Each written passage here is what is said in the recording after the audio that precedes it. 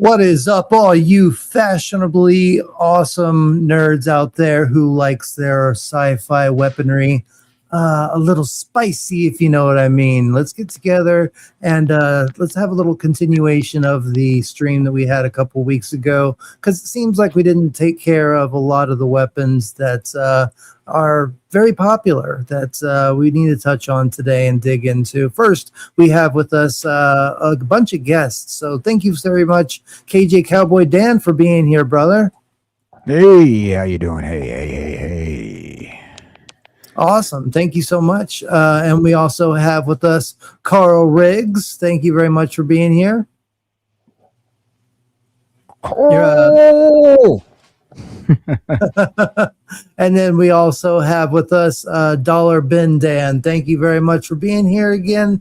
Medicinal Dan, however you like it.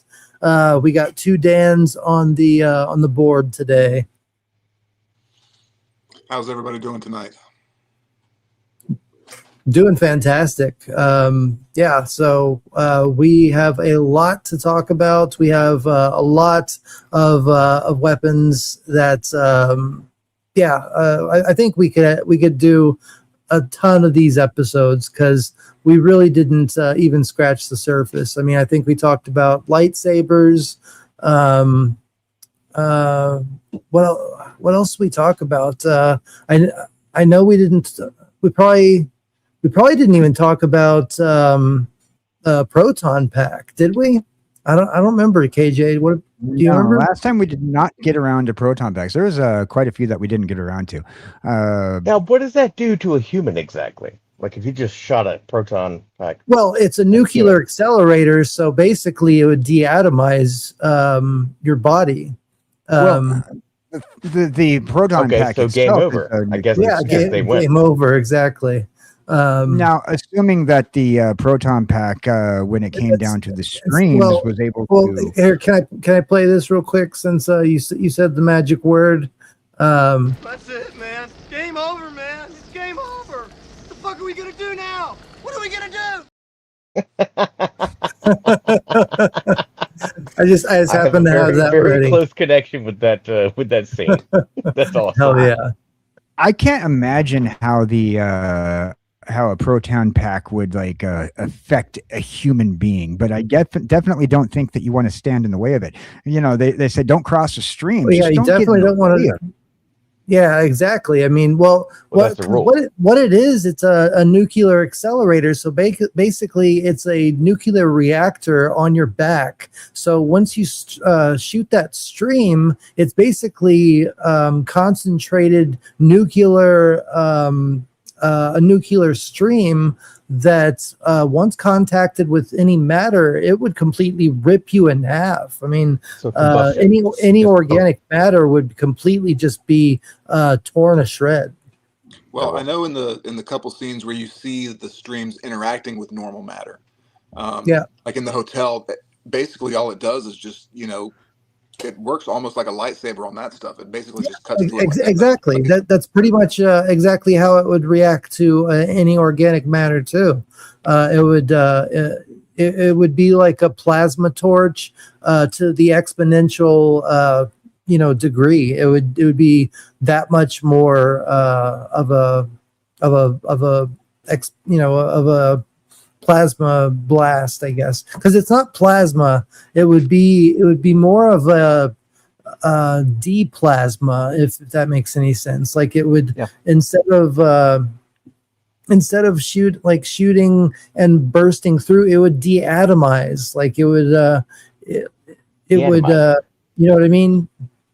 So it's not antimatter. Well, it is. It's because that's actually how. What's the place where they have it's a round particle accelerator in CERNs. Yeah, sir. Yes.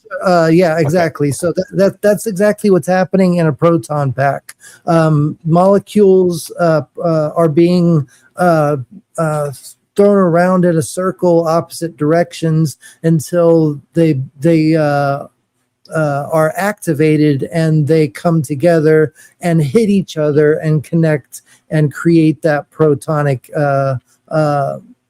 activation, and it comes through the neutrino wand and creates a. Does anyone else on the panel or chat believe that they're trying to create a black hole? I believe they're trying to. Yeah. I don't believe it's just going very well. It's like mad spooky math that they're working with. I'm sorry. Now, if we're talking about weapons, I don't know if it's a weapon. Black hole is a pretty good weapon. Yeah. When it comes to weapons I think that Egon was Jeff Goldblum line applies. Oh, we have a mega chat from Sigvaldison. Thank you so much, Sigvaldison. That rocks. I appreciate it. 1 billion light years seems so far below sea level, beyond the stars of these humans. Putrid souls, you'll drink your fill, the fools will all make fun of me, but I'll just open up my PayPal so I can read the rest. But I'll just laugh maniacally because no one's ever suffered like they will. Thank you. Thank you very much for that $5 mega chat, Sigvaldison. And let me play your button pushing video.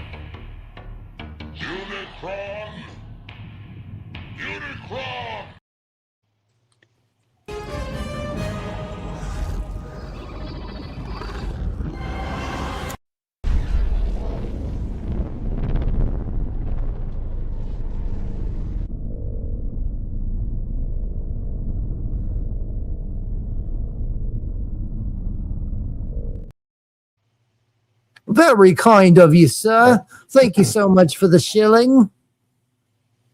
All right, so here we have the Proton Pack, a little schematic here. And it shows kind of like the way that the Proton Pack would work itself, because I believe we were just asking about how the Proton Pack would work. That's exactly it. And the Hadron Collider, that's what I was thinking of, yeah. Yeah. It's very much like a little bit of a Hadron Collider, a little tiny, the accelerator part, which is this big loop, and that's where you're going to get most of your energy kind of going around. I guess you could probably create a black hole with that. I mean, after all, with the create technology, something. Yeah. Well, I think isn't that what they end up doing in the end of Ghostbusters by crossing the streams? Isn't that kind of what they do? Is open up a black hole, and that's isn't that how the Zool's dimension gets sucked into? I mean, isn't that kind of what happens? Oh, the chick with the bubbles. Yeah, I would say so. I would think so too. An interpretation. Yeah. I mean, I think that's the ultimate way to get rid of Zool and the terror dogs. So, but where did the black hole go after they sucked in the Zools? Well, I mean, I think that it imploded.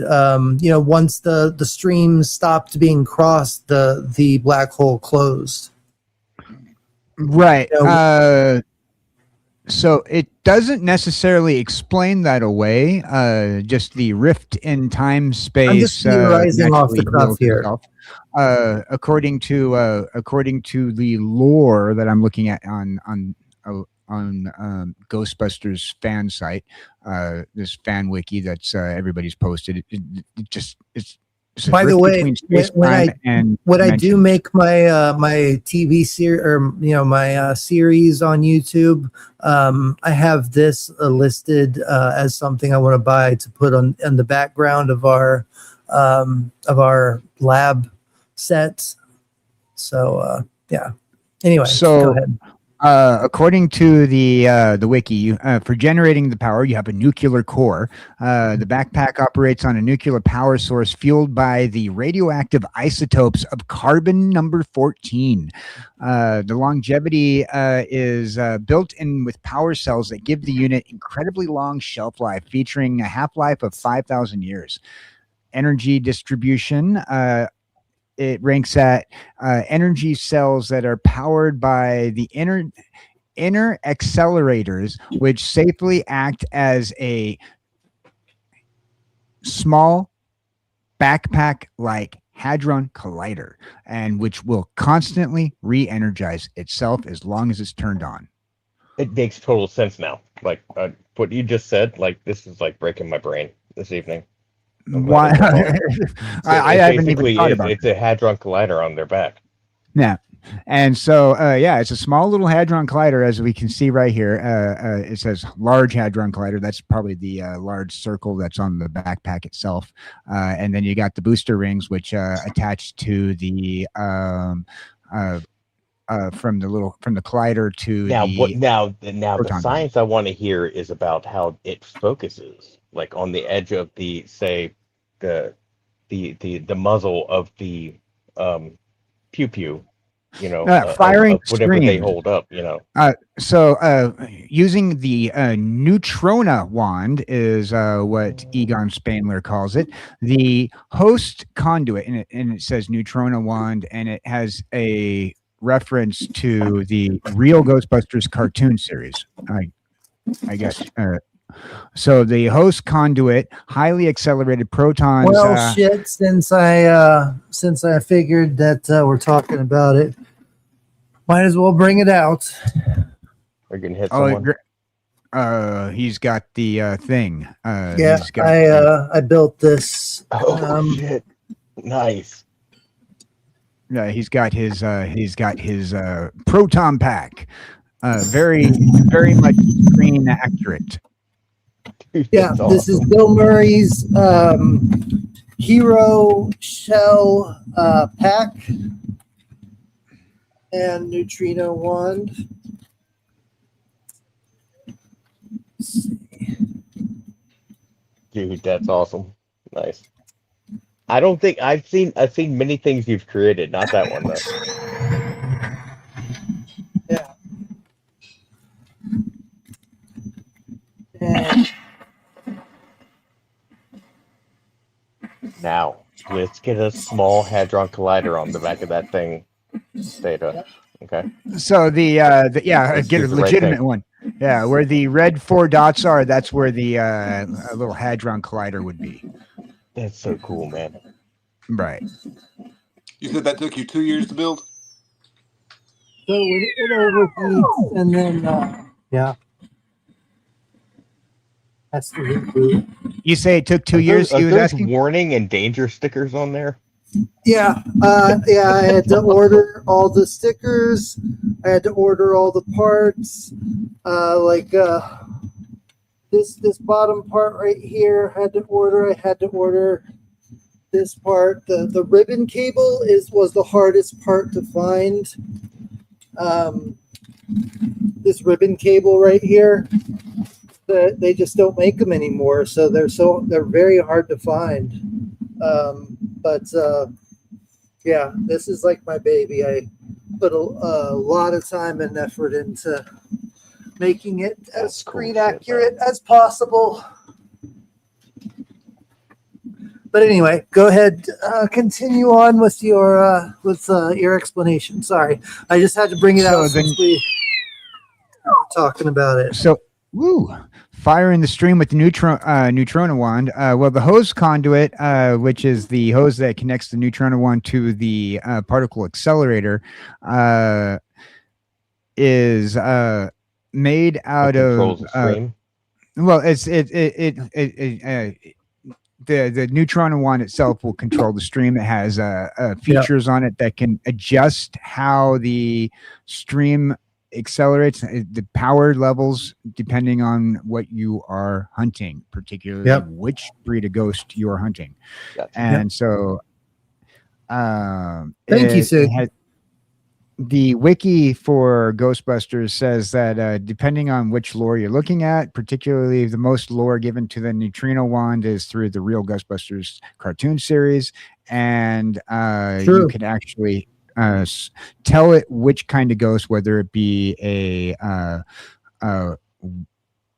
full body apparition. Wasn't it Ghostbusters 1 or 2 where they were like, they kicked up the amps? Well, I call it amps, but they kicked up the power, depending on what entity they were trying to snare. Yeah. And they also added a slime, like in the video game in 2009, which was actually supposed to be the script for the third movie. The Proton Packs actually had different settings. So they had like a boson dart, which is just like a concentrated blast of proton, like a bomb, like basically a proton bomb that it would shoot. It would have the slime from the second movie. It had a blue sticky substance that you could attach things to. So it had different settings that you could, depending on the continuity or version of Ghostbusters you're watching, from cartoon to movies and spin-offs. There is either a button for the particle stream or a controller, which will give you a semi-controlled beam of down to a pinpointed beam where you can actually change how the intensity of the beam is. Yes. It's a positive. You can even go magnetically polarized beams, or you can go with electronically or plasma polarized as well, which I wouldn't know how those would work together in the whole Hadron Collider format. No, this is the one that I have. It has the intensifier right here.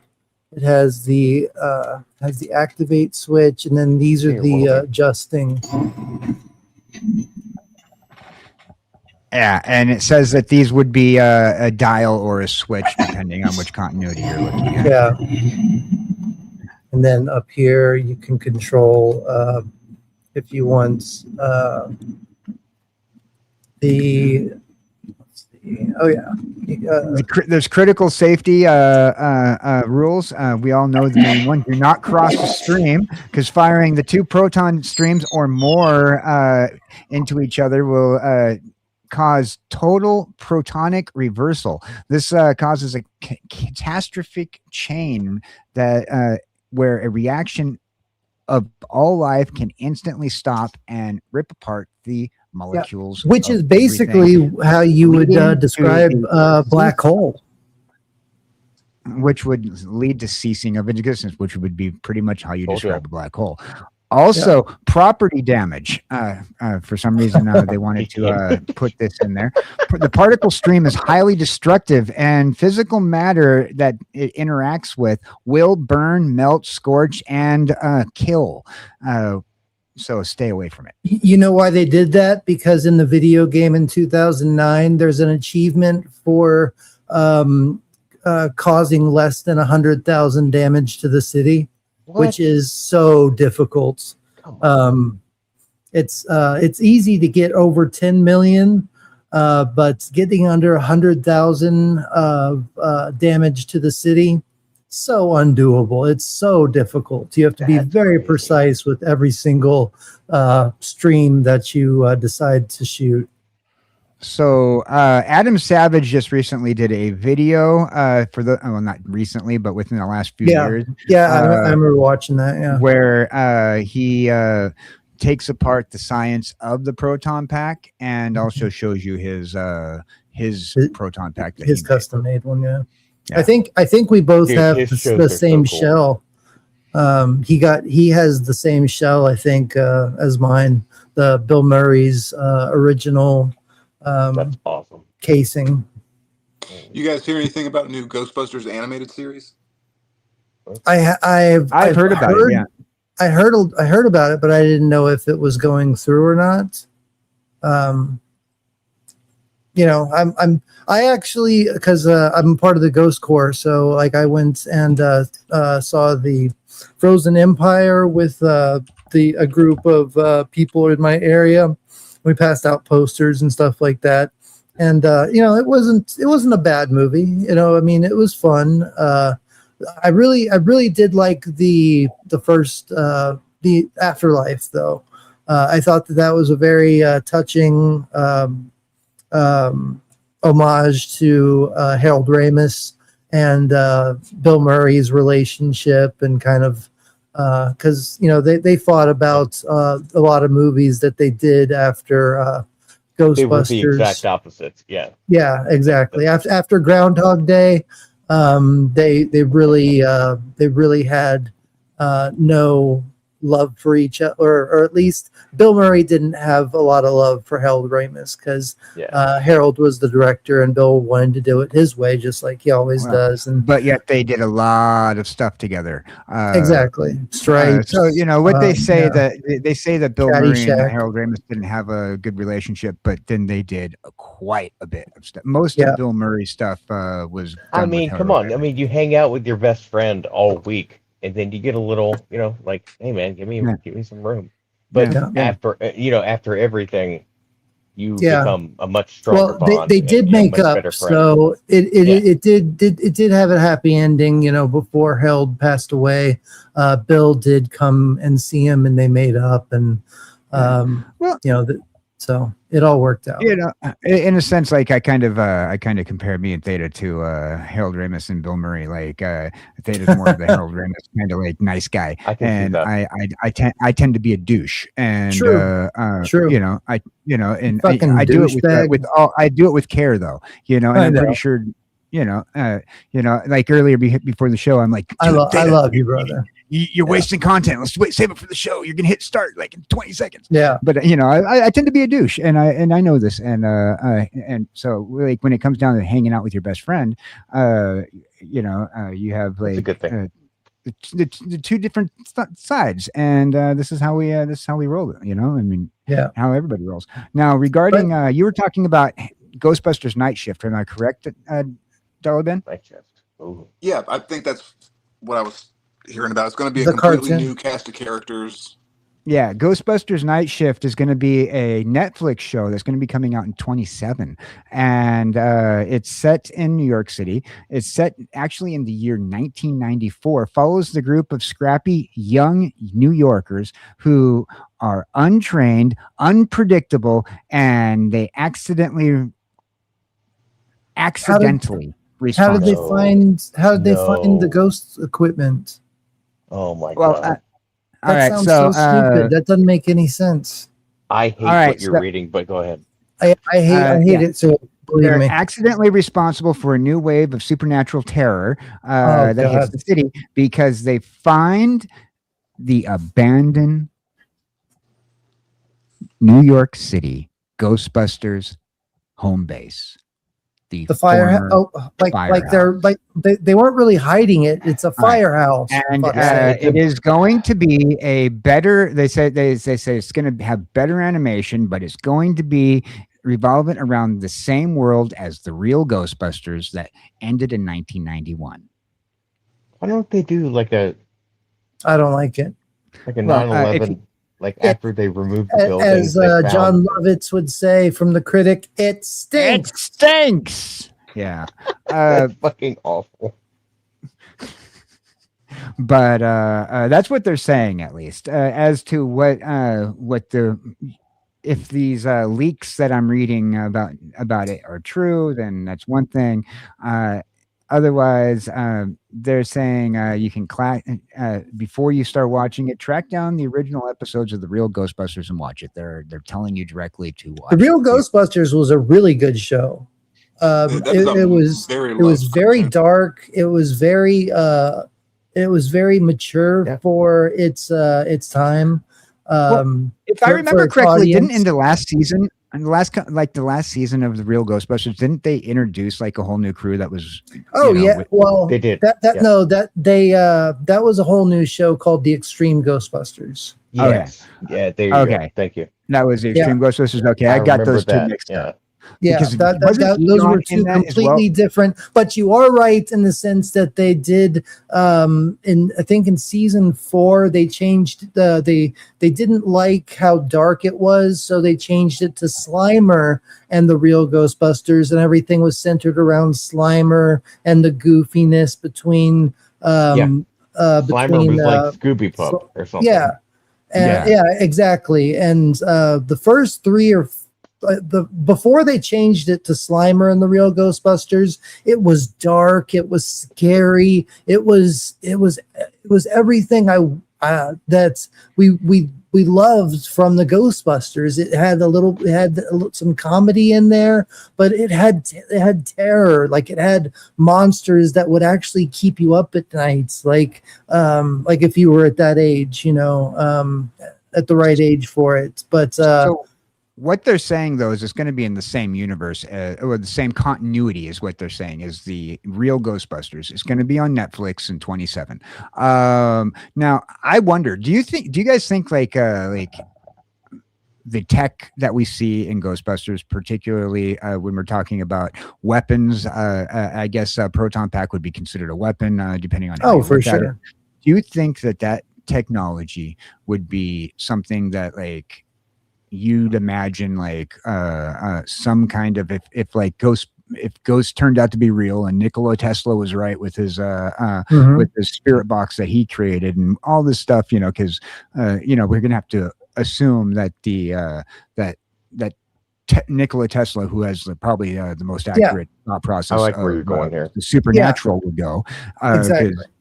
His thought process of the supernatural would probably be the most accurate, according to a couple of theoretical physicists.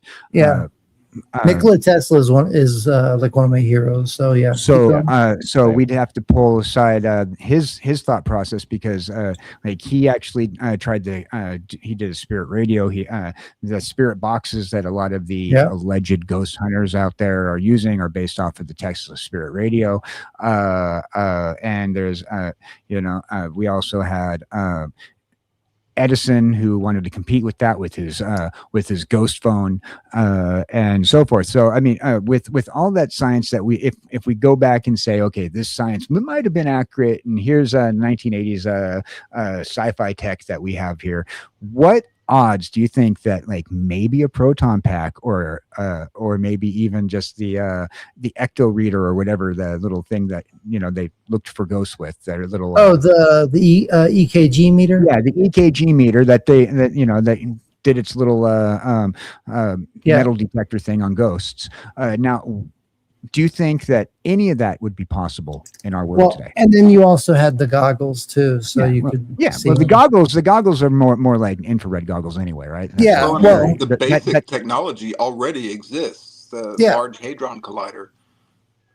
However, miniaturizing that, the way I understand it is that ring that makes up the collider, you could fit a football stadium in there. Oh yeah. I mean, you can make one. You can make one as big as you wanted it to.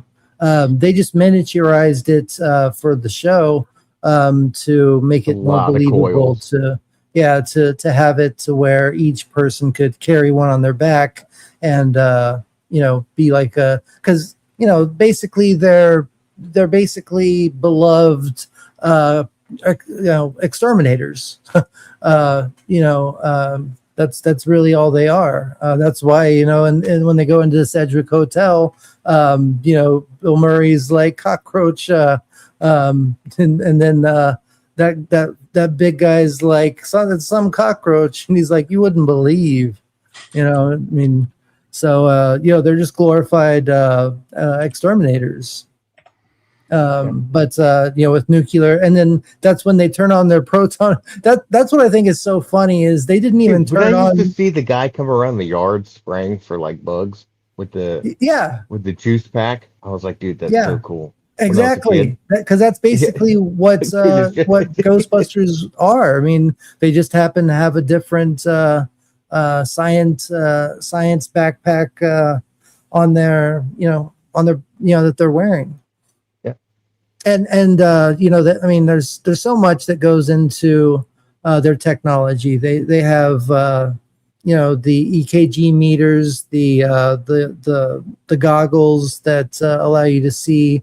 Like I said, I believe that the goggles are like the easiest thing to say. Yes, we can get that. If say we can do something to see like the spirit world or whatever. If that was a thing that that was technology there. The goggles would be the first thing because we already have night vision goggles. We already have these goggles that can see things in a different spectrum. So like, and not just available through the military, but you can go to any surplus shop and get like World War II night vision goggles and whatnot, and they still work. So you can NVGs, FLIR, they're like anywhere between $3,000 to $5,000, but you can get those.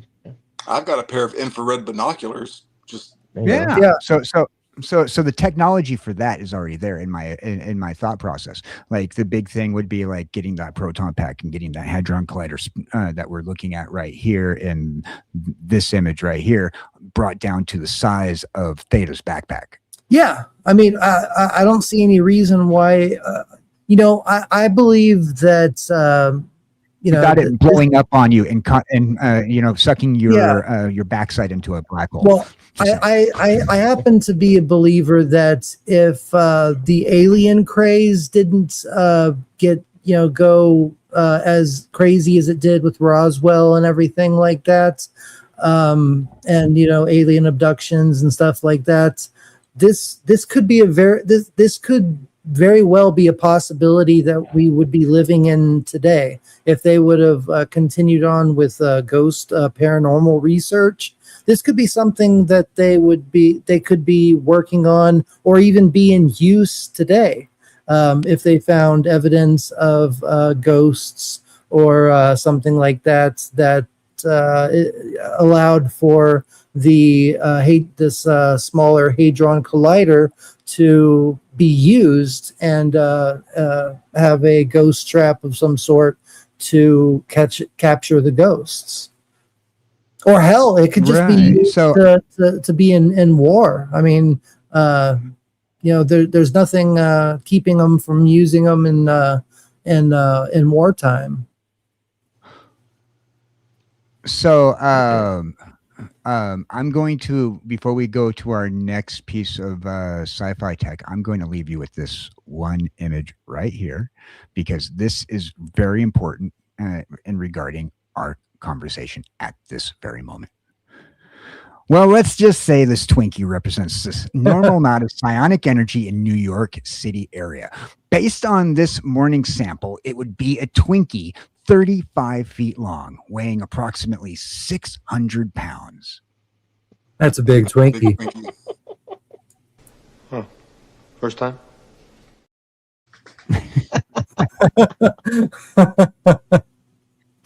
Sorry, I love Ghostbusters so much. So smart and so funny. Best scene. Great movie. Best scene next to is this true? Yeah. Yes, this man has no dick. Second best line in the Yeah. Okay, what's our next piece of sci-fi tech? Do you guys have one? I'll let somebody else go, and if nobody else has anything, then I'll come up with something. All right, all right, let's. Which piece of sci-fi tech are we bringing up? What are we talking? What are you talking? I want an ultimate nullifier. Ultimate. Oh, Reed Richards' device that keeps Galactus at bay. We did reference that a couple weeks ago, but I don't think we brought up any. No, we didn't. No, we never talked about it in depth. That's for sure. No, we didn't talk about it in depth, but we did reference it. The ultimate nullifier. Yeah. You know what? For those people who are Magic the Gathering fans, currently you can get your own ultimate nullifier in the current Marvel release of Magic the Gathering's Universes Beyond set. They have a Marvel Universes Beyond for Magic the Gathering. You can get the ultimate nullifier. That's a powerful weapon right there.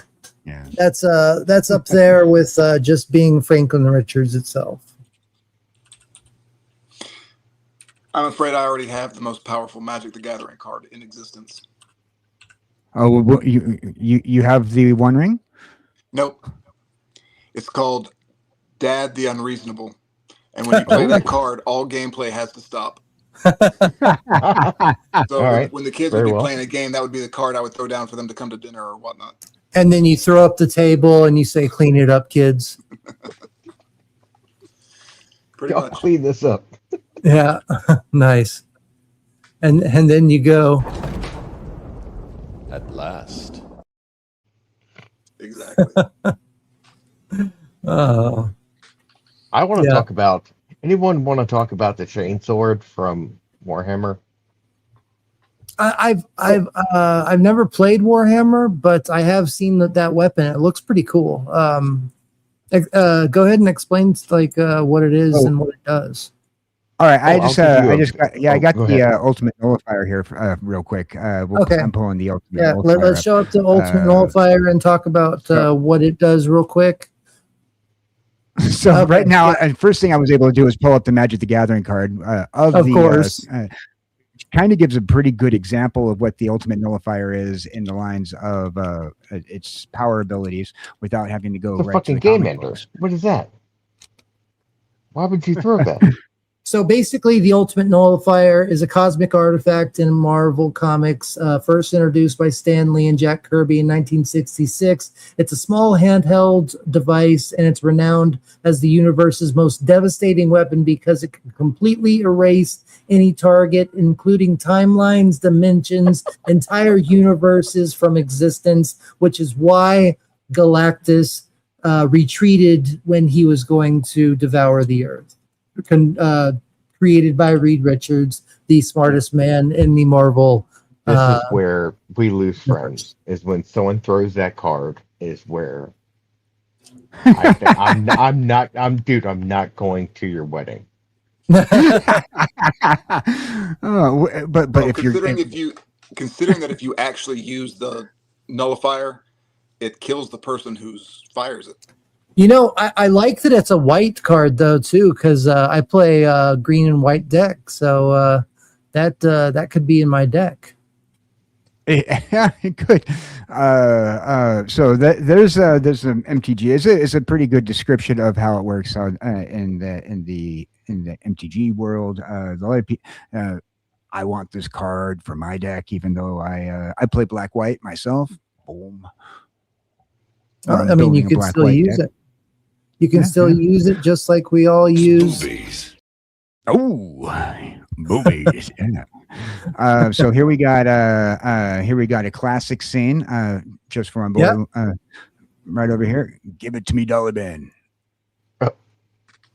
There you go. There's your. In the name of the eternal cosmos, put it down. Your feeble mind cannot begin to comprehend its power. You hold the means to destroy a galaxy, to lay waste to a universe, and should the universe crumble, can Galactus survive? No, he cannot. Back off, Galactus.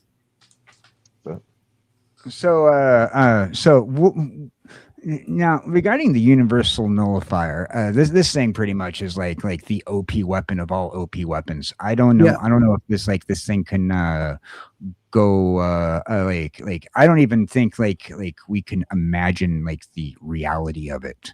But yeah, I mean, especially in such a small, compact device. I mean, to be able to have that much power in such a small device, I mean, literally, my feeble mind cannot begin to comprehend its power at that size. I mean, it looks just like a engine off of a Harley. Yeah, but what it essentially does is it rewrites reality to exactly whatever it is that you are trying to destroy. So it doesn't just destroy whatever you're. No, it erases it from existence completely. Yep. Yeah, that's what I was saying. Yeah. Why is it? I agree. Yeah. And if y'all want to go into the next, if y'all want to continue talking about this piece of weaponry, because this is the only thing that kept Galactus from eating Earth at the time. So this was when Silver Surfer came to Earth to scout out a world for Galactus to eat, to sustain himself and continue life. And Sue Storm ended up convincing Norrin Red, Silver Surfer, not to to call Galactus off, and it was too late by then. And Reed Richards had to create this device. So that's the origins of this. But now, I actually love this plotline toy that you have there. I always wanted to pretend that the Universal Nullifier was an absolute fake until they actually attempted to use it was just a bluff. Books. Yeah. I mean, think about it.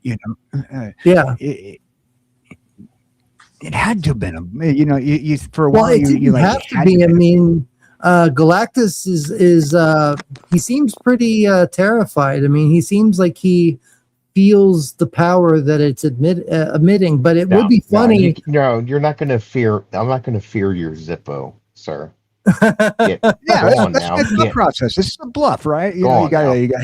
It would be hilarious if it was just a bluff, and it literally was just an engine off of a bike that he was working on, and took it off and was like, "Do you know what this is? This will erase anything in existence." And Galactus is like, "Oh well, I better go find me another planet then. Silver Surfer, can you go find me another planet?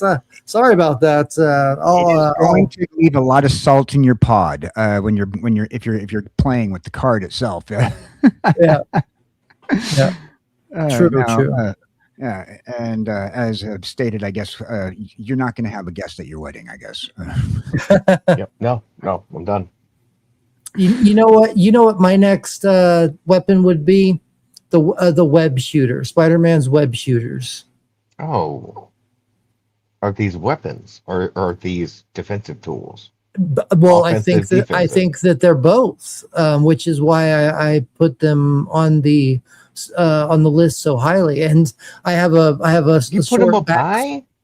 Yeah, I mean those are more defensive, Theta. Those are more you can close people's mouths. You can put them up against the wall. They're defensive. You can also travel. Can I blast one through someone's chest? You could, yeah. If you turned up the pressure on it, yeah, for sure. Because it's all in how Peter Parker. That's why I left Spider-Man and went to Venom. Was because I was like, you know what, Spider-Man, he ain't doing shit. Venom is like straight tearing people apart. Well, I mean, I agree with you there. Venom is one of my favorite Marvel characters. I have a statue. Venom also was like kind of just like Eddie eating his host alive, though, too. Exactly. But not in the original. Like originally, the Venom symbiote wasn't it didn't make the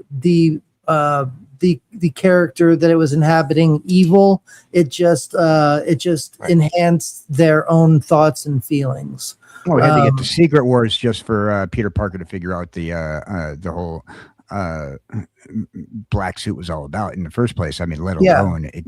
Yeah, because and then we didn't find out more about the symbiotes until 1994? Just a couple of years ago. Now they're a race called the Clintar, and there's Null the Conqueror, and I mean, just to get the symbiote storyline. I mean, we just barely got it in '94. I mean, while that, for a lot of people, just barely half the kids. Technically, we got the full story just a few years ago.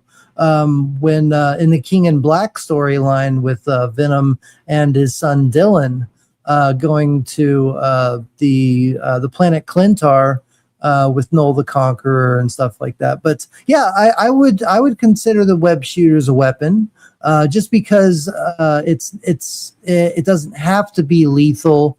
Doesn't necessarily mean it isn't a weapon. I mean, Captain America's shield is a weapon. No, would you argue that? No, I wouldn't. But I would say that depending on how the see, you can weaponize anything. Because you can make a web shield just like Captain's. But that's a lethal attack. Yeah, you suffocate somebody with, it's all. Yeah, it you all can depends on how suffocate. You can use hang them. I mean, there's multiple ways of using a web shooter as a weapon, just in the sense of swinging and kicking somebody. I mean, if you were on a building and swung a web to a light post and swung down and kicked somebody in the head, yeah, I think that would pretty much take somebody out. So I believe the next weapon that was brought up was the railgun, I believe, from Halo. Oh, from Halo. Okay. All right. Carl, wasn't that what you recommended, the Halo railgun? Oh, I thought he said the Warhammer Warhammer chainsaw. railgun. Oh, the chainsword saw. Chainsword. Okay. Chainsaw sword. Chainsword. Okay. Chainsword, yeah. Yeah. Now that is an invention that I love the idea of it. It is so badass, but as a personally a hardware technician, I'm like, okay, how would we make this sustainable in combat? It's impossible. Like the flesh, the blood, the ability to maintain it would be just so annoying. But at the same time, come on, man. A sword with a chainsaw on it. Yeah. Well, I mean, you also have like in Final Fantasy VIII, there's Squall's sword gun. Yes. Do you remember that? It was basically just like exactly the sword gun. Yeah. I'm just like, I don't know how this would work, but that's a really cool idea. Yeah, that's the chainsaw sword. Thank you. So cool. Such a cool premise. It does look awesome. But at the same time, as in real life, I'm like, I see that little, the vent on the end there, too. Yeah. I'm just like, it would be very impractical. Very impractical. Yeah. So fun. But it looks awesome. That's my submission. Is the idea that is a really cool weapon of sci-fi. Yeah, I mean, we're not necessarily talking about weapons that would work all the time. We're just talking about cool. You know how many people weapons you would find in the woods bored just like cutting down trees? I know, right? Just for the fun of it. Yeah. For myself, I mean, I have a sword that is basically like a Hattori Hanzo sword. I wish it had the mark on it, but it has the top of the line steel. It was custom made in Japan, so it had it has all of the traditional methods of use of creating a sword. It was custom made just for me. It has green and black on the scabbard and a leather wrap on it. It's amazing, and it's so sharp. Like it can cut through like a 2.5 tatami mat. It's one of my babies. It's in my zombie my zombie preparedness kit for sure. Well, this is actually one of the more realistic ideas for something that can be made. And thank you, Sigvaldison. Cosplayers have made working versions of this to a certain degree.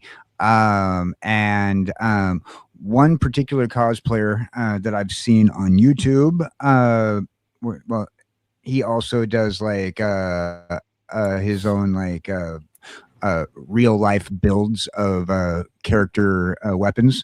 He took one of those DeWalt battery op chainsaws that handhelds and remodeled it to look like one of the Warhammer 40K style things, and it is absolutely possible to have this as a thing.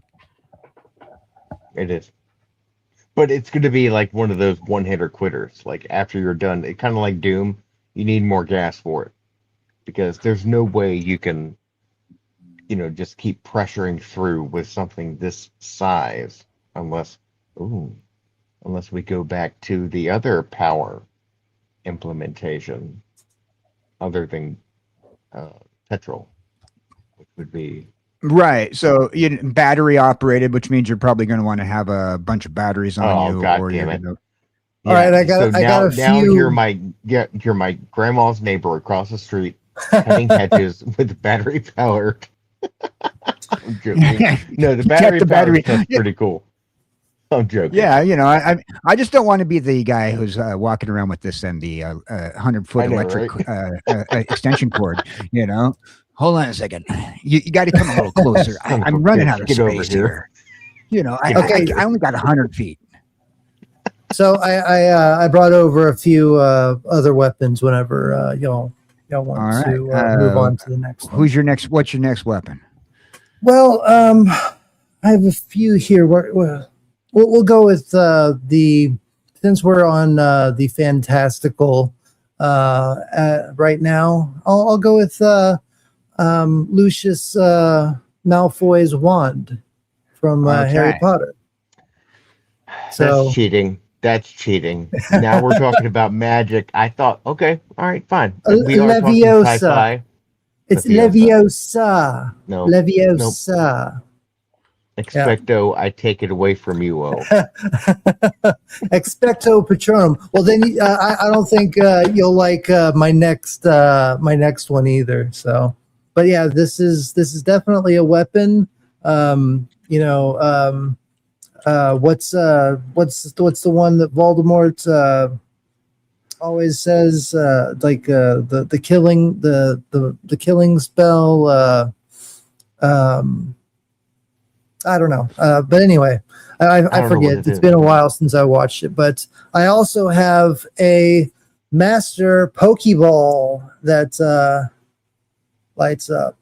So I would say that's. Would the Pokeball count as a weapon? I mean, it would hurt if you threw it at somebody, but like the creature inside it is the weapon. Well, yeah, because technically it's the creature inside it that would be. Imagine if you just threw it at someone and hit them in the head. Yeah, that would be a weapon, but I would count the storage of Pokemon that are in the Pokeball that are the weapons. So like I could throw out a Giratina, or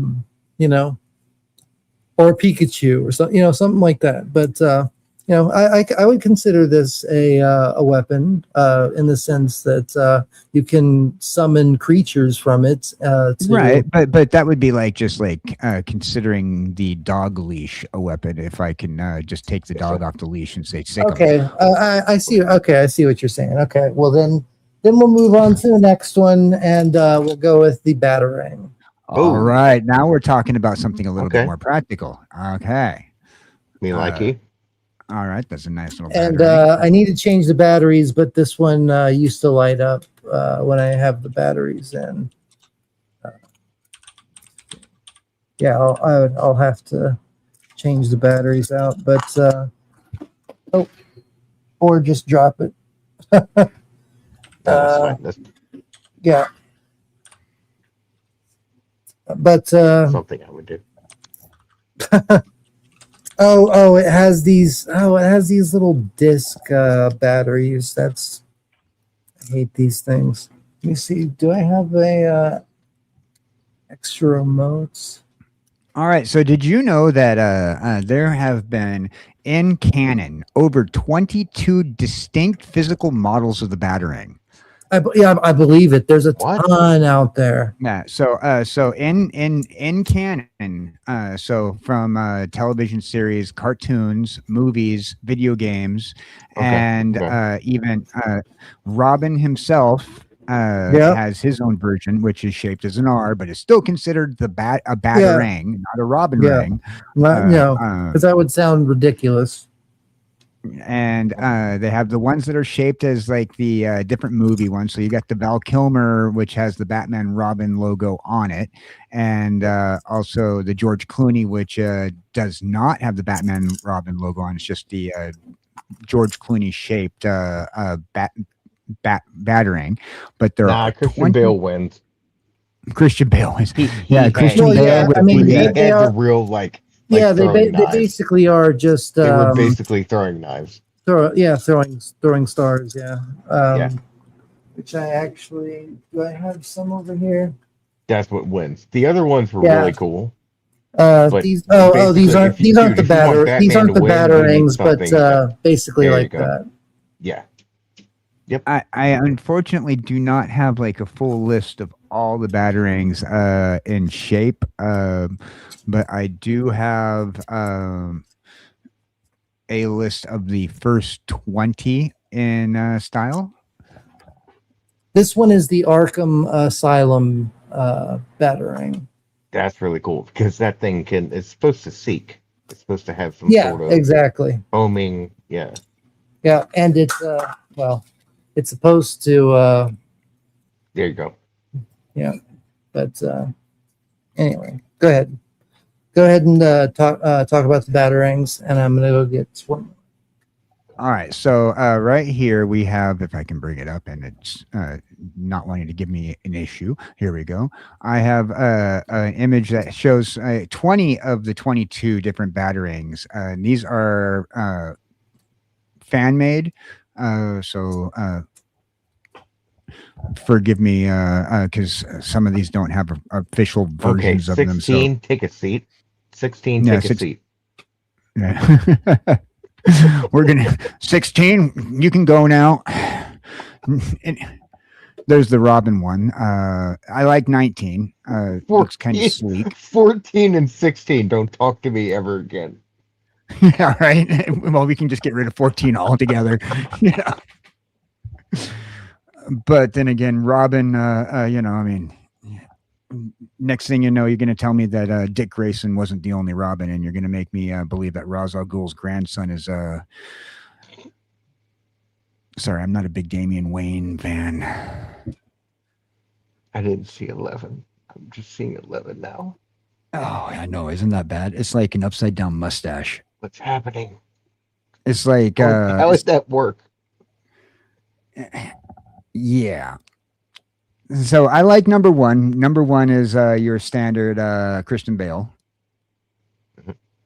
20 is kind of sleek. Well, 19 is I just like 19. It looks nice for me. It does. Go with number 8. I can dig number 8. Like just like kind of brings you back to kind of that Jim Lee comic book days for me. Yeah. 18 is like perfect. 18 is what I would expect, but as far as like current day and practical, 15 is calling my name. I wish it didn't look like that. I wish it looked a little bit more Batman-ish, but 15 would be like the go-to. But I mean, 2. Oh, those look nice. 2 looks hardcore. I can tell which one's which. So the first one is Batman Begins. Second one is Ben Affleck's. The third one is the one I just had, the Arkham series. The fourth one, I don't actually know the fourth one, but the fifth one is Batman Beyond. Number 16. That's number 4. That's got to be Robert Pattinson's. Oh, okay. Probably okay. That makes sense. And then number 15 is Batman 89, Michael Keaton. Number 14 is Val Kilmer's at the very end. Schumacher. The Schumacher ones. And the 13 is also Val Kilmer's, or is that George Clooney's? Clooney, I believe. I don't think that's Kilmer. Yeah, and then we got to check that. And then 12, I'm not very sure. That's a very 16 and 17 are my favorite. 16 is I'm joking. Don't. Is number 11 is trash. Is it number 11 the Batman Who Laughs? No, that's Chris O'Donnell and Clooney from Yeah. Oh, is it the purple one? No way. Wait. Wow. Hold on. Oh no, that's 6. I'm thinking. I'm looking at 6. I was. 11 is that's not Batman Beyond, although it's the same colors. No, that's from the 11 and 12. I think are from the Clooney movies. Really, those colors too. Maybe they're Robins. Yeah. That Clooney film did have a lot of like a red aesthetic. Okay, and then 16 and 17 are Nightwings. Also, the Clooney film made a lot of reference to when Batman had some of the awkward costumes back in the 60s. So that could be a reference to that. That makes sense. Those are all cool, though. I mean, I would definitely 14's the best. Everyone agrees. I would actually say that number 1 and number 13 look the coolest. But yeah, I think that number 14 looks more like the blade glaive that he uses. Dude, that's the dumbest shit I've ever seen. So it's 15. 15 is probably the most practical when it comes to the lines of throwing stars.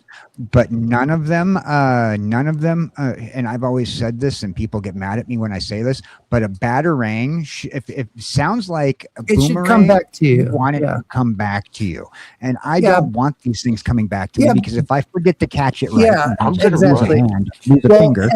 And also, even boomerangs, they only come back to you because it's the same thing that I do with a card.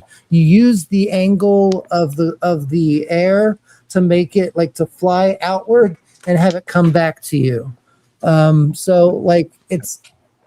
Still don't want to be catching it in after you've thrown it. Yeah, exactly. It's like you want it to be a throwing star type thing. Remember that episode of South Park?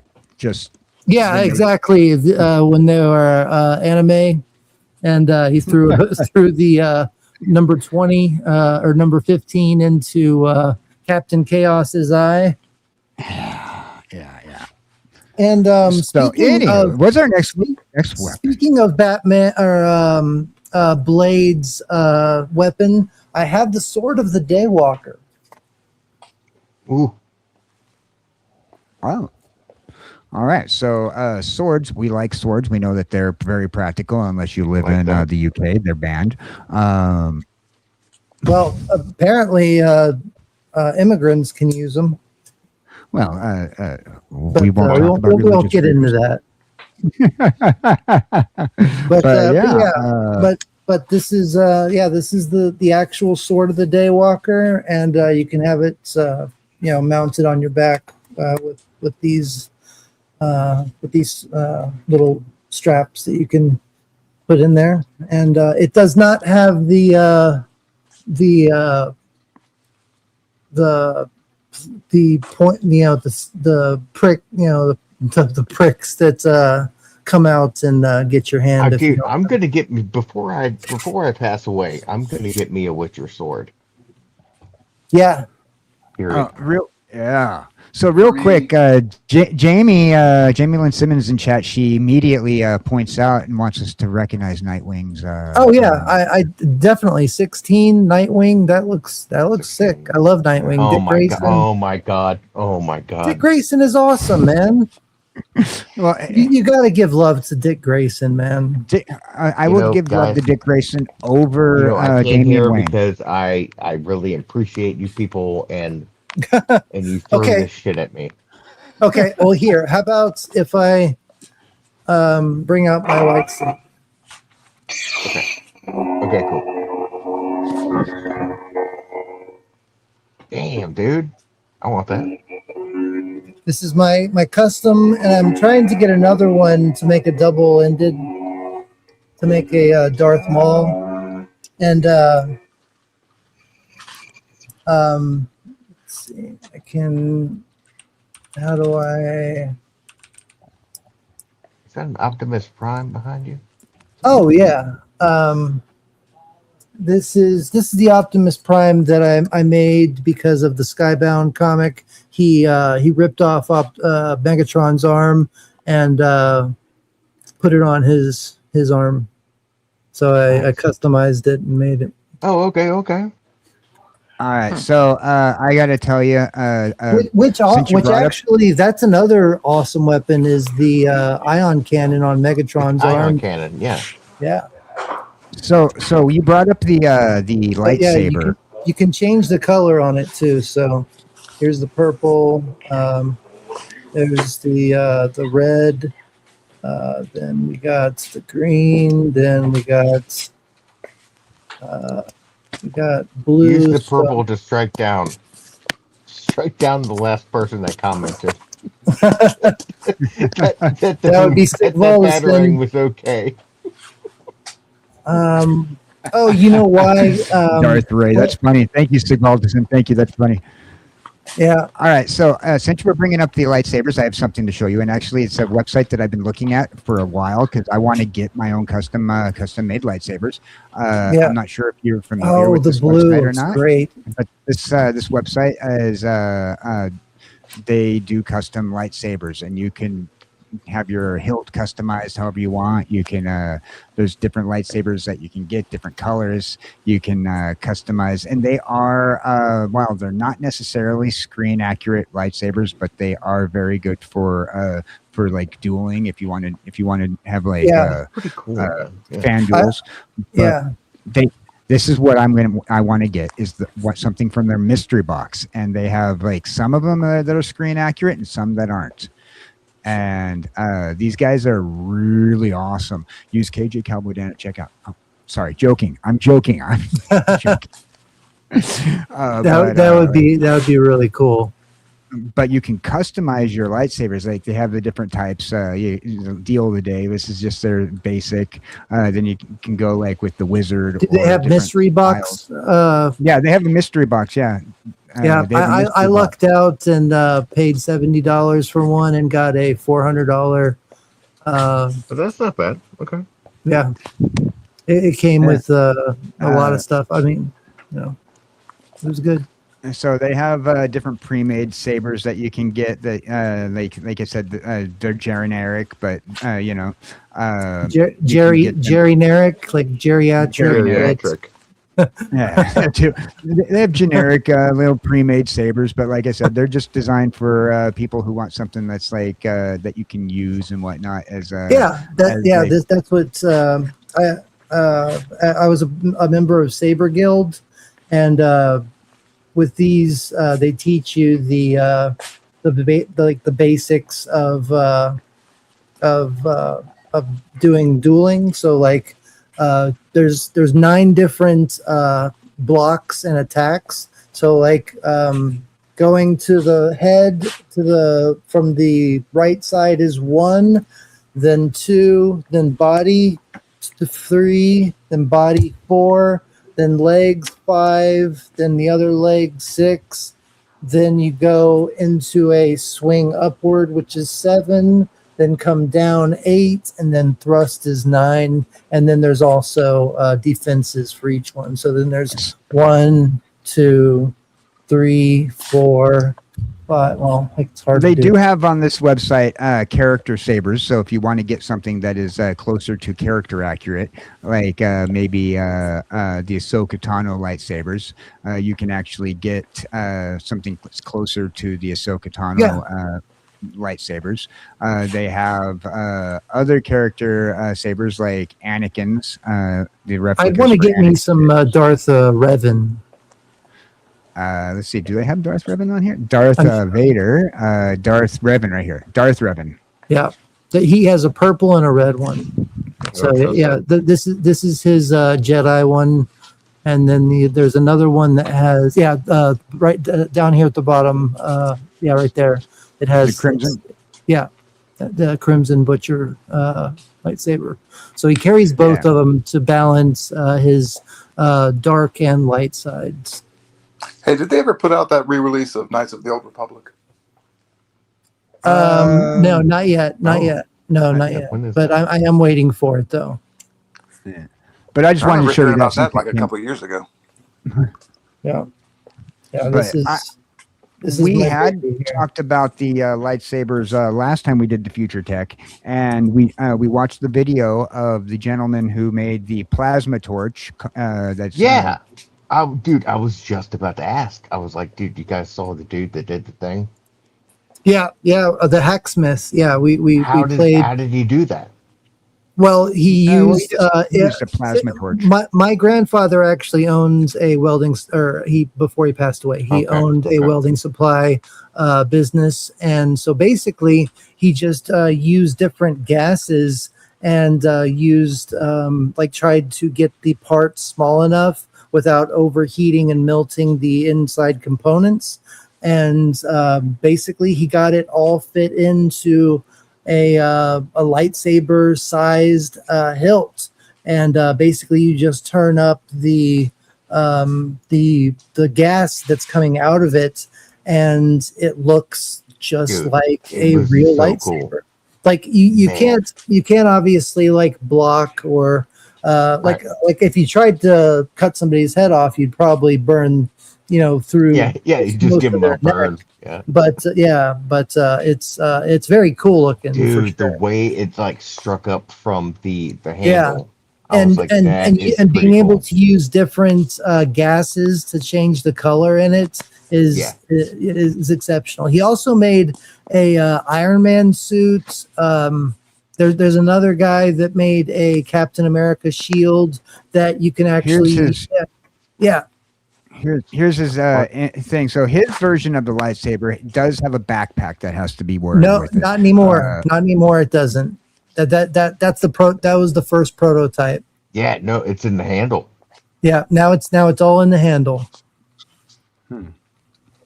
It's wild. I was like, whoa. What? Yeah, he finally finished it. He got all the backing he needed, and they did all of the research they needed to do, and it's all in the handle now. I consider myself a very well-mannered, keep to yourself, quiet gentleman.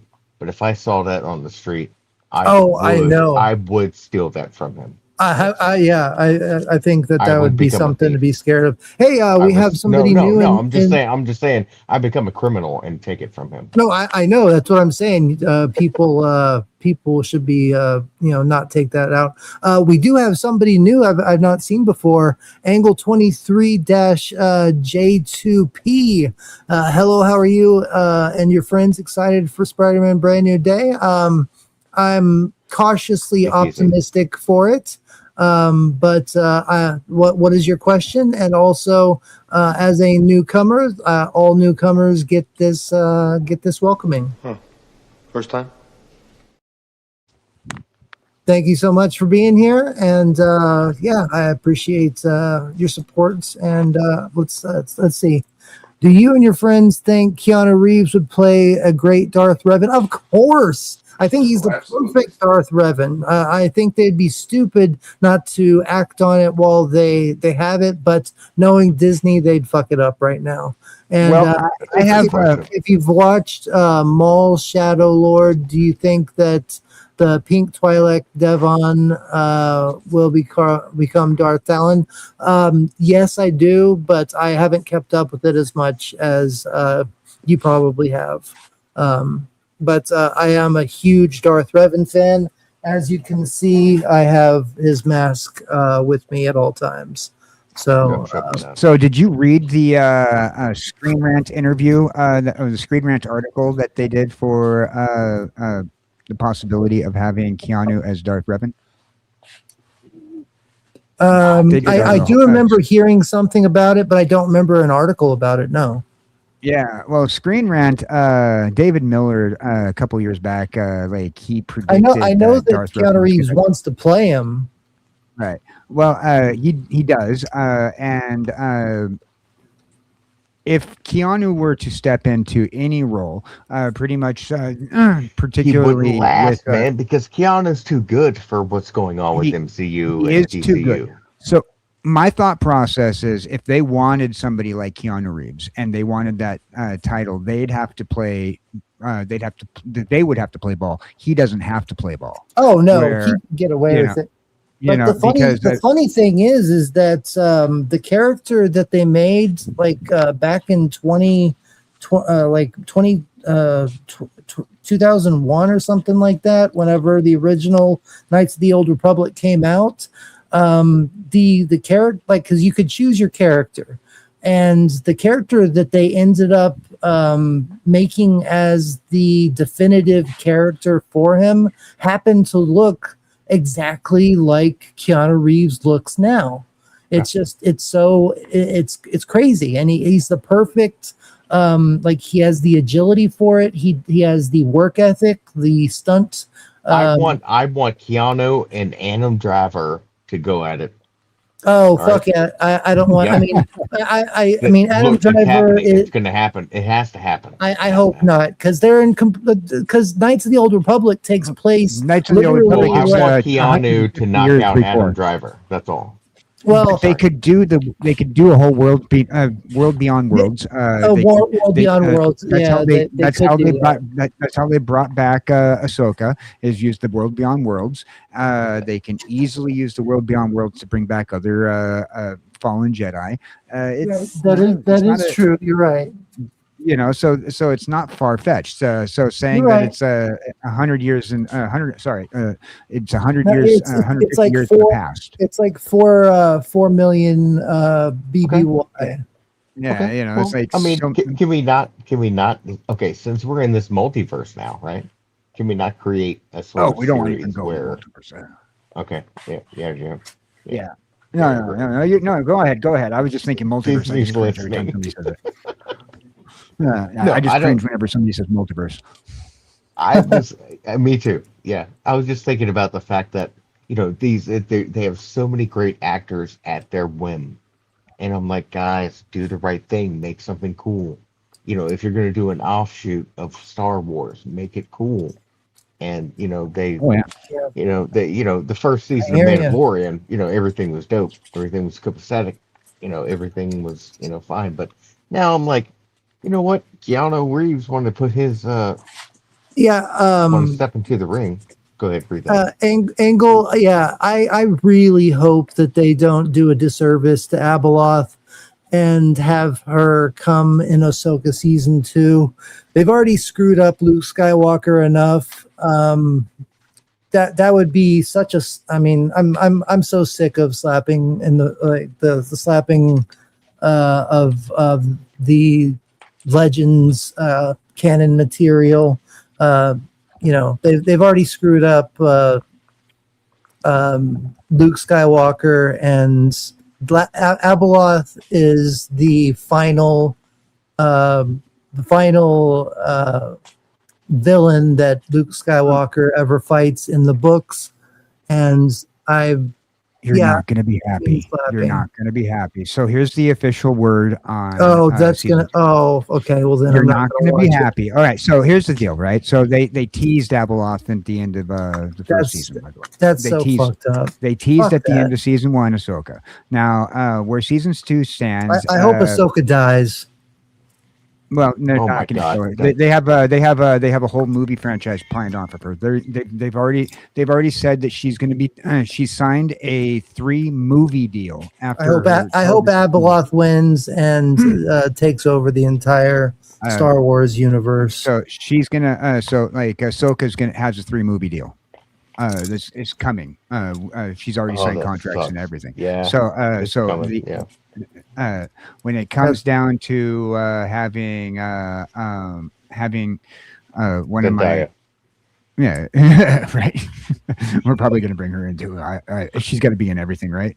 So what they're saying is because of season 1, they had hints at the end that she'd be returning.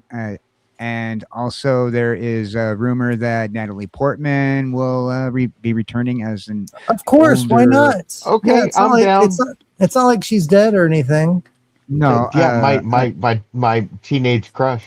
She can come. Okay, back. so Natalie Portman will return as Padme Abeloth in season 2. Oh, perfect! Yeah, let's do that. So, all right. So this is the rumor, mind you, that Natalie Portman is rumored to be reprising Natalie Portman, reprising Padme in Ahsoka season 2 as Abeloth, a clone of Natalie Portman, and also a Force. All right, and she's not the mother of the Mortis gods. The Mortis gods actually created Abeloth as kind of a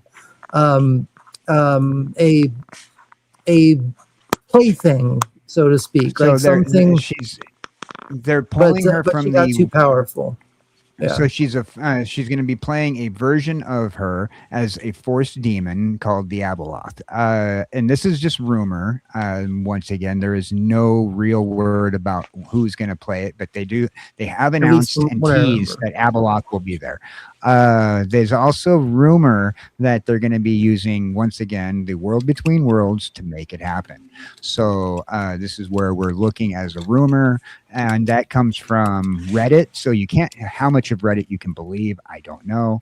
There is also particularly more. Yeah, you're right. Abeloth is referred to as the mother of the Mortis gods, though not biologically. Yeah. Okay, that's what I. Okay. So surrounding Anakin Skywalker, also there's going to be the lore of Anakin Skywalker is going to be looked into because, as we know, Ahsoka is Anakin's pupil until she left the Jedi Order.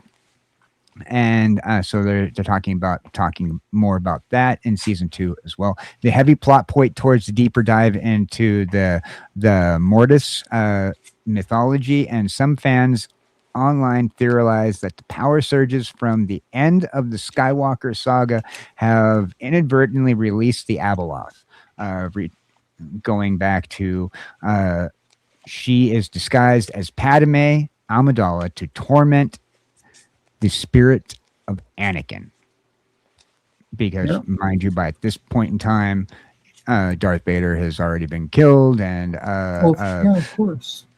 And now Luke is working on his Jedi Academy.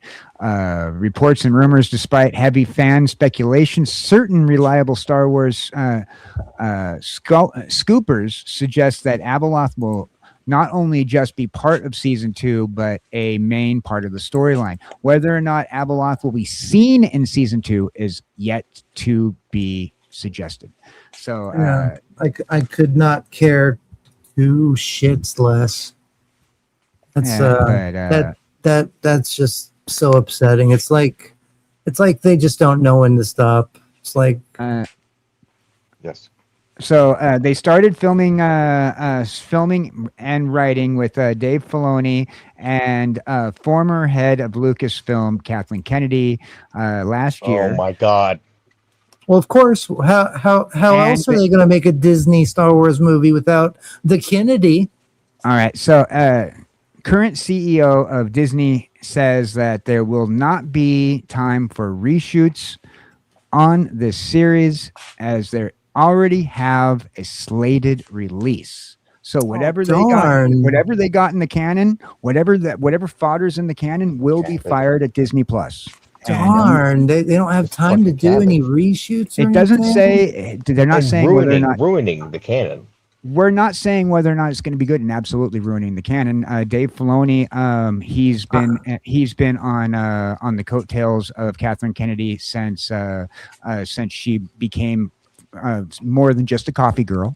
Yeah, because remember, Kathleen Kennedy was a coffee girl. And look what that did. I mean, you know.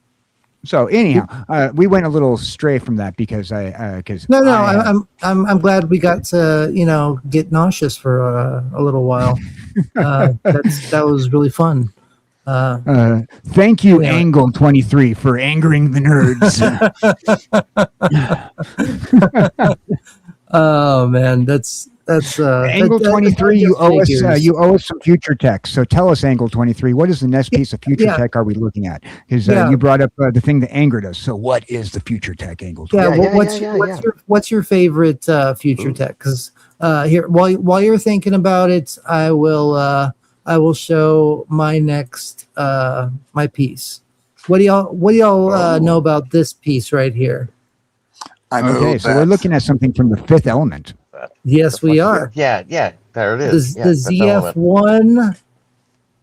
Don't touch the red button on the bottom. Rocket launcher. It's the stupidest fucking thing I've ever seen. This was Zorg's weapon from the Fifth Element that he was selling to those creatures. Has a rocket launcher, a flamethrower. It has everything. But just snake oil salesman.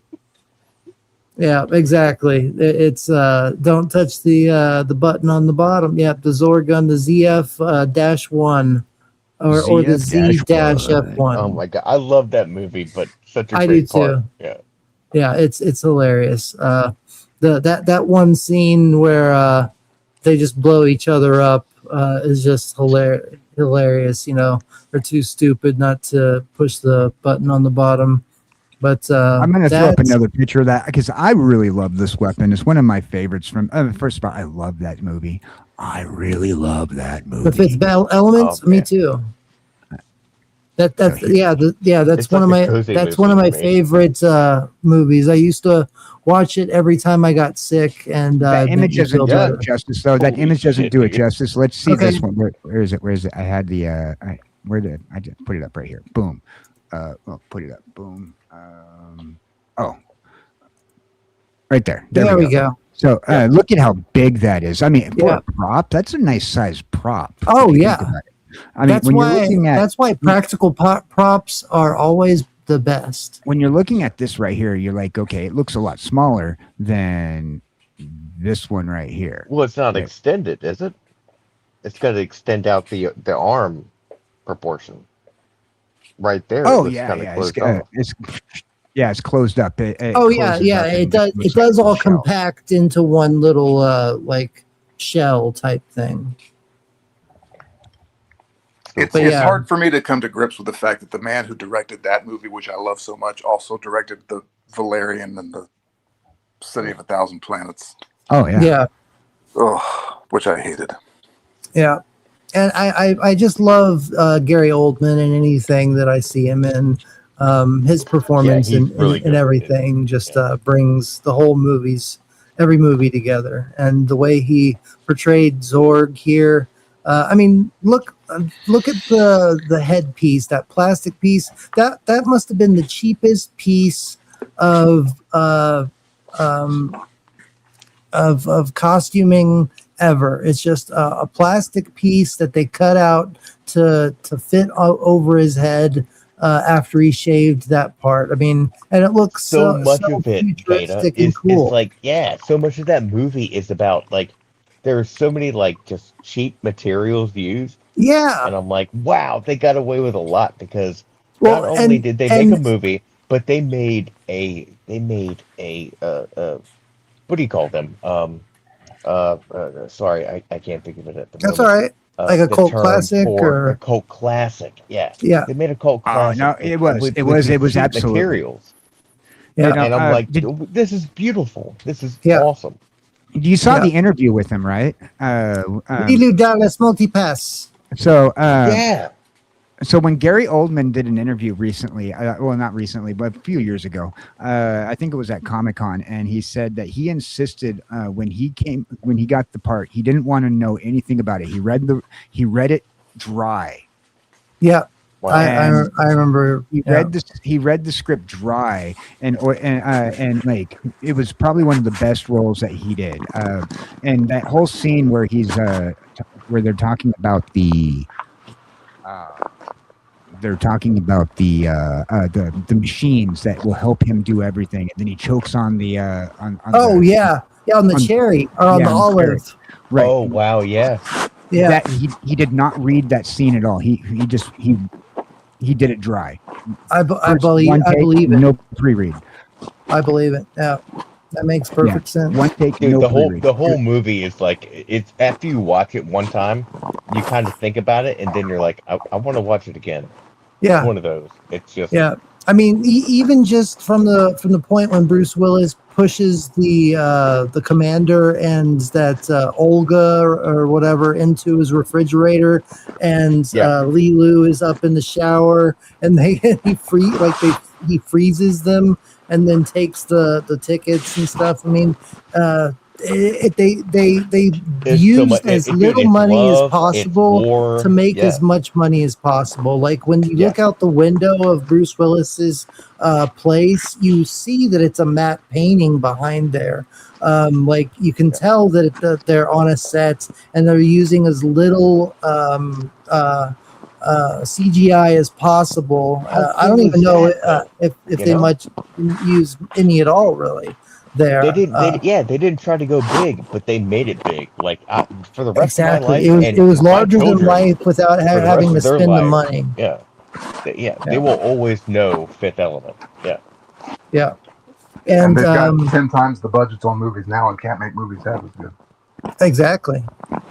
Yeah, the movie Fifth Element was on TV, BBC, America. Yeah, it's always on. I mean, it's a great movie. It's definitely. I don't watch it anymore because I know, like, I could watch it and just like say everything that they're saying basically. If they were in front of me right now, I'm like, what's the name? But at the same time, as soon as it starts, you know, when the aliens come down to the planet and those guys are in the tunnel looking at, you know, hieroglyphics and, you know, Aziz, exactly. Like, it's yes. And that's I forgot Shia LaBeouf is in this movie. Yes. Yeah. I forgot. Oh wow. Yeah, you're right. Yeah. See that matte painting out Bruce there? Willis is right in the window, right there. Yeah, that's a matte painting. Yeah. Through the window. Yeah. So here's Bruce Willis's apartment, and you know, I absolutely love the auto bed. When Bruce Willis wakes up to his mom calling him, that's kind of how I feel sometimes. Ma, answer the phone. Yeah. And then the cigarette dispenser. Yeah. KJ, what were you going to say about the matte painting? Okay, so like. I was just pointing out because you mentioned the matte painting. So the window is the matte painting that's behind, so you see everything back there. In the special edition, they actually animate a couple of ships go through. But the apartment is like incredible because you have like the bed, which makes itself and then puts itself into plastic. Yeah. Yeah. You have his cigarette dispenser, and there's a TV in there for him to watch. I want a cigarette dispenser. I don't even smoke. Right. And those cigarettes are so small. Like the filter is so long. Exactly. Right, so the cigarette dispenser. His character was trying to quit smoking. So, I know, but I just think that is such a funny way to quit smoking. So the lore has it so that way the cigarette dispenser knew how much to give you to fiend you off slowly, you know, allegedly. But you know that was great. Yeah. Jamie's saying big bada boom, big bada bing, bing bada boom. Yeah. Okay. So can we talk about the crackhead outside of his door? Now when he gets his hat and he takes it, and he's like, nice hat, and he's like, you like it? You like it? Yeah. He's like, the guy's genuine. He was like, do you really like it? Yeah, you like it? Yeah, it's so funny. And then Chris Tucker just tops it all off with his performance. Corbin Dallas! I want to see it move smooth. Oh, yeah, to make it smooth. You know, like just such a, smooth radio jockey, And then, as the ship takes off, you see those legs go down because the girl just orgasmed. Yeah. So we have we have his room right here, and so if you notice, like his shelf above his single bed, like it has stuff on it, and when the tweaker comes to his door, and he presses the button, and his entire room transforms, and so you go to notice the stuff on the shelf is different. Now there's a gun on the shelf. There's a drop down thing of guns. His entire shelf changes to what's there. If you, we'll go back. So everything changes. There's that gun on that's being sat in a mount. Yeah, it's a minimalist type of room, but it has access to anything that you would want. Which means, this is the shelves rotate, and nobody noticed that. Yeah, this is the future. I want this room. I live minimalistic anyway, but I want this room minus that little tiny. I love it. Yeah, I love how everything just compresses. Yep.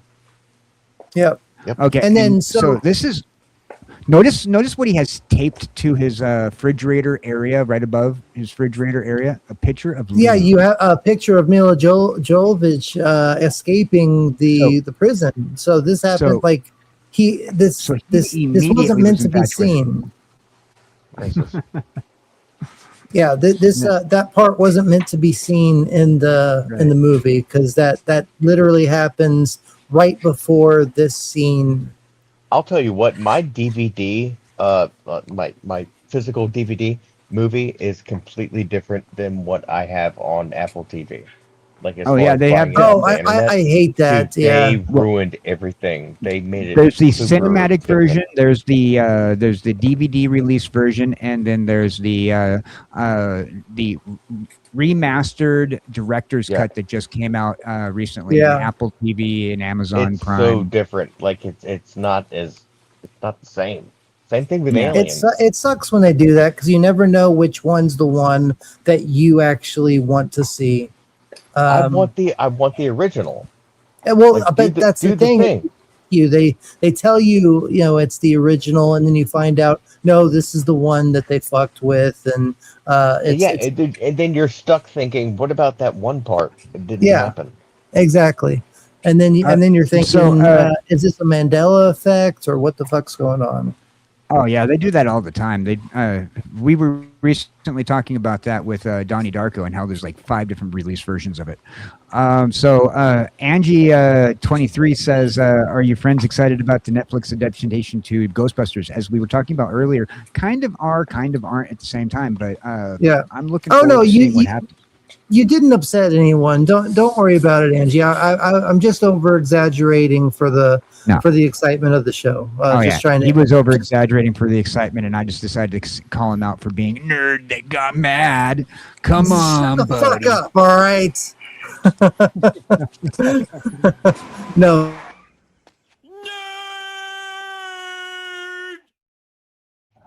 Let me get a.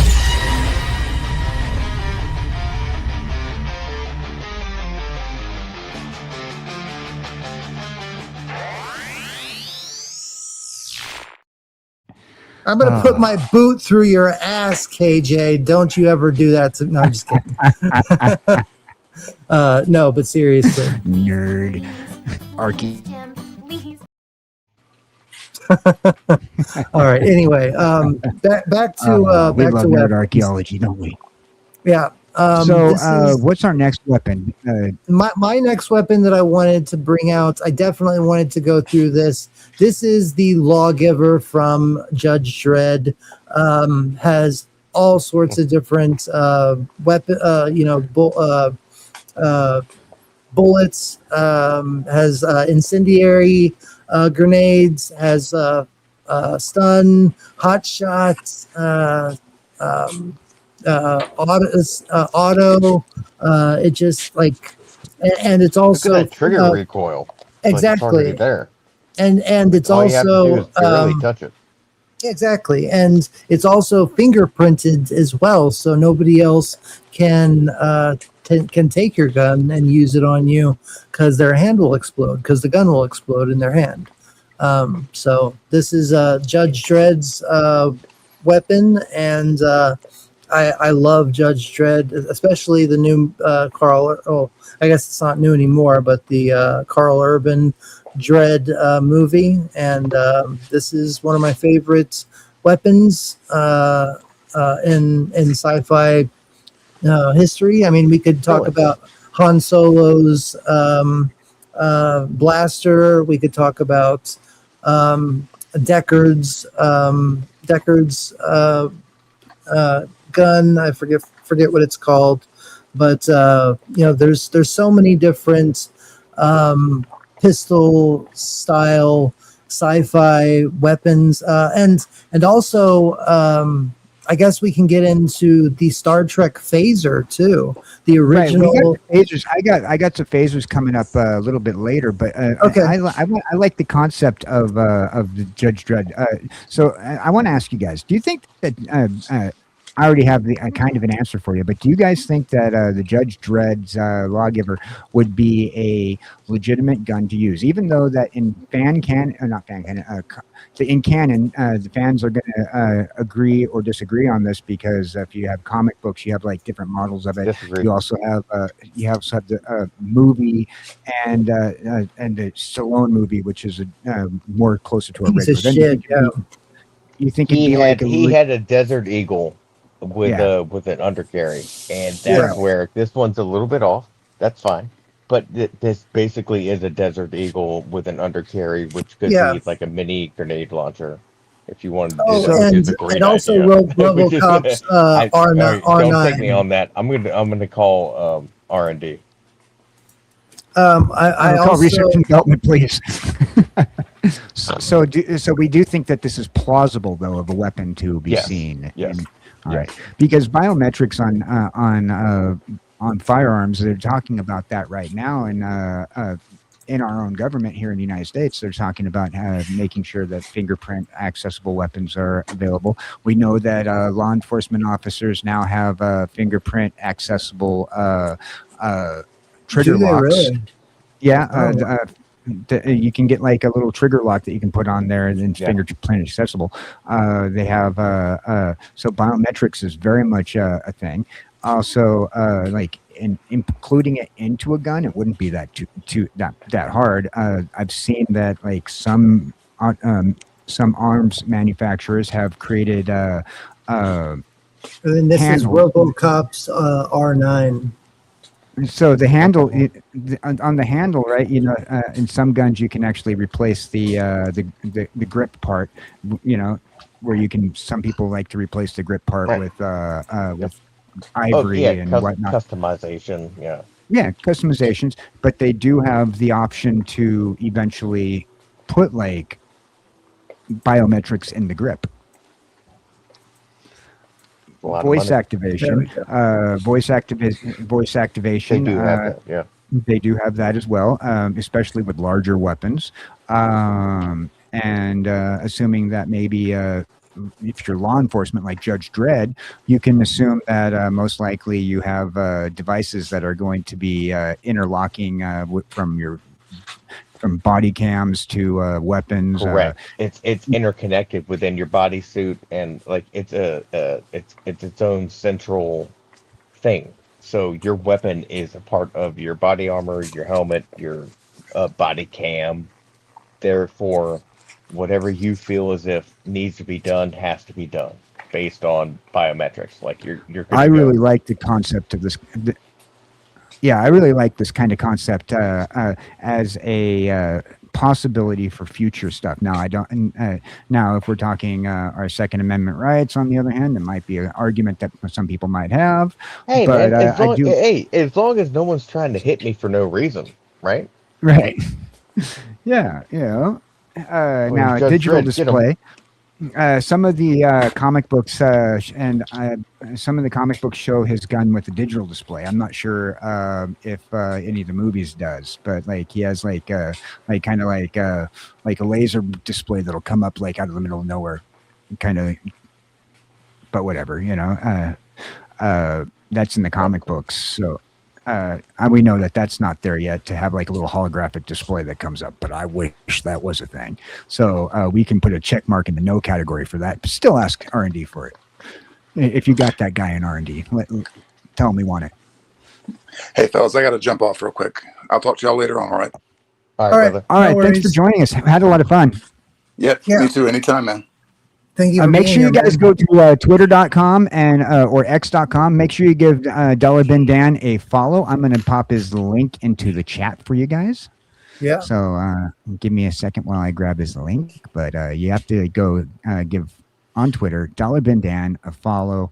He's a really good guy. He joined us for the morning show. We're probably going to have him here more often, especially on the morning show and also on the Saturday show. We really like before you leave. Or did you already leave? Nope, I'm still here. No. Did I already show you this? My Mjolnir signed by Stan Lee? Yes, we saw that on the morning show. Okay, I didn't know if I showed you that. That was the next one I was going to bring out. I was going to use that to tenderize a steak. Oh, as long as the steak's worthy. All right, sorry, that was a bad joke. Have a good night. Be safe. And once again, I have for those people, I'm asking you to make sure you give him a follow. Give Dollar Bin Dan a follow. I just put the link in the chat, and I believe Roadkill has throwing in a donation with the words. Oh, dude, Roadkill, thank you so much. Word up, buddy. Thank you so much for seeing sending a subscription through and supporting the channel. You have no idea how much I need it and to keep the channel alive. If anybody else wants to help keep the channel alive as well, it's getting towards the end of the month, and we need to pay our internets and stuff like that. So if you're feeling a little generous and want to help channel stay alive, I'd be blessed to have your support. But just being here and having fun with us means the world. So thank you so much, Roadkill. And let's have some fun here. Let's. Once again, also we put Dollar Bin Dan's Twitter address inside the chat. So and also I'm going to be putting Roadkill's.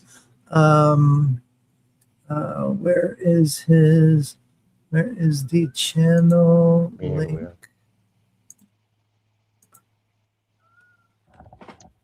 Channel links. Here it is. Okay. Everybody go and follow KJ Cowboy Dan. We're going to do this at the end too. But please go and follow KJ Cowboy. Follow KJ Cowboy Dan as well. Follow Roadkill as well. Oh, you got me all jacked up, son. Follow everybody. Just follow everybody. Yeah.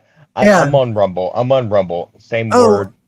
Okay. You're fine. You're fine. Don't you dare. You're fine, man. You're fine. You're too excited. I'm not here for that. Yeah, I'm not here for that. I'm here to hang out. Yeah. Okay. Well, check out my underwear on OnlyFans.com. Either way, let's go ahead and. I still got to throw a donation on your OnlyFans. That's right. I thought I shut that down. Damn it. Okay. We're not interested in the hyperdrive on the Millennium Falcon. It's fixed. Just open the door, you stupid lump. I never doubted you for a second. Wonderful. Men deactivate the hyperdrive on the Millennium Falcon. Yes, my lord. Good.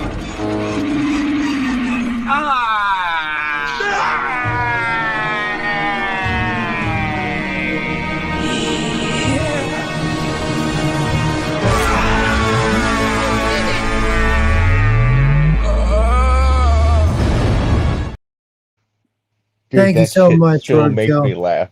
That shit. That's one of my favorite clips. I always save it for my favorite people. So thank you so much for the super chat. And yeah, love you, brother. Thank you so much for supporting the channel. And before the month is over, we are doing a drive to try and reach $30 more on YouTube to reach the $100 mark. So next month I'll be able to get paid out, but we still have 3 more days for that, and we'll have another night tomorrow night to stream, and hopefully it'll all make itself work out. But I do want to bring in my lightning holder, my Stan Lee Mjolnir. Only he who is worthy shall. I forget the whole fucking thing, but it's fucking heavy as hell, man. This thing could literally like knock somebody out. Don't throw it at me. Fucking heavy as hell. But yeah, it's awesome, man. It has the ruins up on top, and it's very very accurate to the movie. Well, except for the Stan Lee autograph. I don't think Thor has Stan Lee autographing his hammer, but definitely if I could have one superpower, it would be to fly. But if I had the ability to have 2 superpowers, it would be to have flight and the Force. So to be able to have like force like telekinesis, force push, force pull, Jedi mind trick, electric judgment, which is something that only Luke Skywalker, could do in the later books and stuff. But anyway, I guess I'm turning myself into the weapon here. So well, I guess you could be. I guess you could call it that way. So let's get back to the actual the weapons that we want to talk about. Theta is worthy. Thank you so much, Jamie. And I also show you motherfucker. Shut up. Whoa. Just move on. Oh, let's move on. We can all move on from this. Okay. All right. Well, I'll move on from this. I will. I'll definitely be playing something, but see, that's a way to give somebody a heart attack. Yes, dudes. Yeah, seriously. Okay, here we go. Sweep the paw, Meowster Lawrence. The cat rock ticket, a legend begins with the feline stance. Let the train spin. Mr. Meow, he whispers wisdom so clear. Balance your heart, face your fear. Balls of police right to the sky. Kicking shadows, we're aiming high. True on the chat. Yeah, you light the flame with your super chats. You change the game. Under the moonlight, the dojo calls. The tigers roar, echoes through the halls. Every leap, every call, every strike precise. A battle of discipline, no room for dice. All right, thank you so much. And does anybody else have any weapons that they would like to talk about? Because I'm saving the best for last. Okay, what about a pocket knife? A pocket knife? Any particular pocket knife? Like a Swiss Army knife. Just a regular Swiss Army knife, like one of the like a blunt one. Yeah. Like a blunt one that you buy for your 9-year-old kid to be safe and just go out and trim his nails with the nail clippers and pick his teeth with the the toothpick and stuff like that. Dad, why does this have a corkscrew? Yeah, because exactly. When you get your 19-year-old girlfriend's drunk, you can pop the cork. Exactly. There you go. Why does my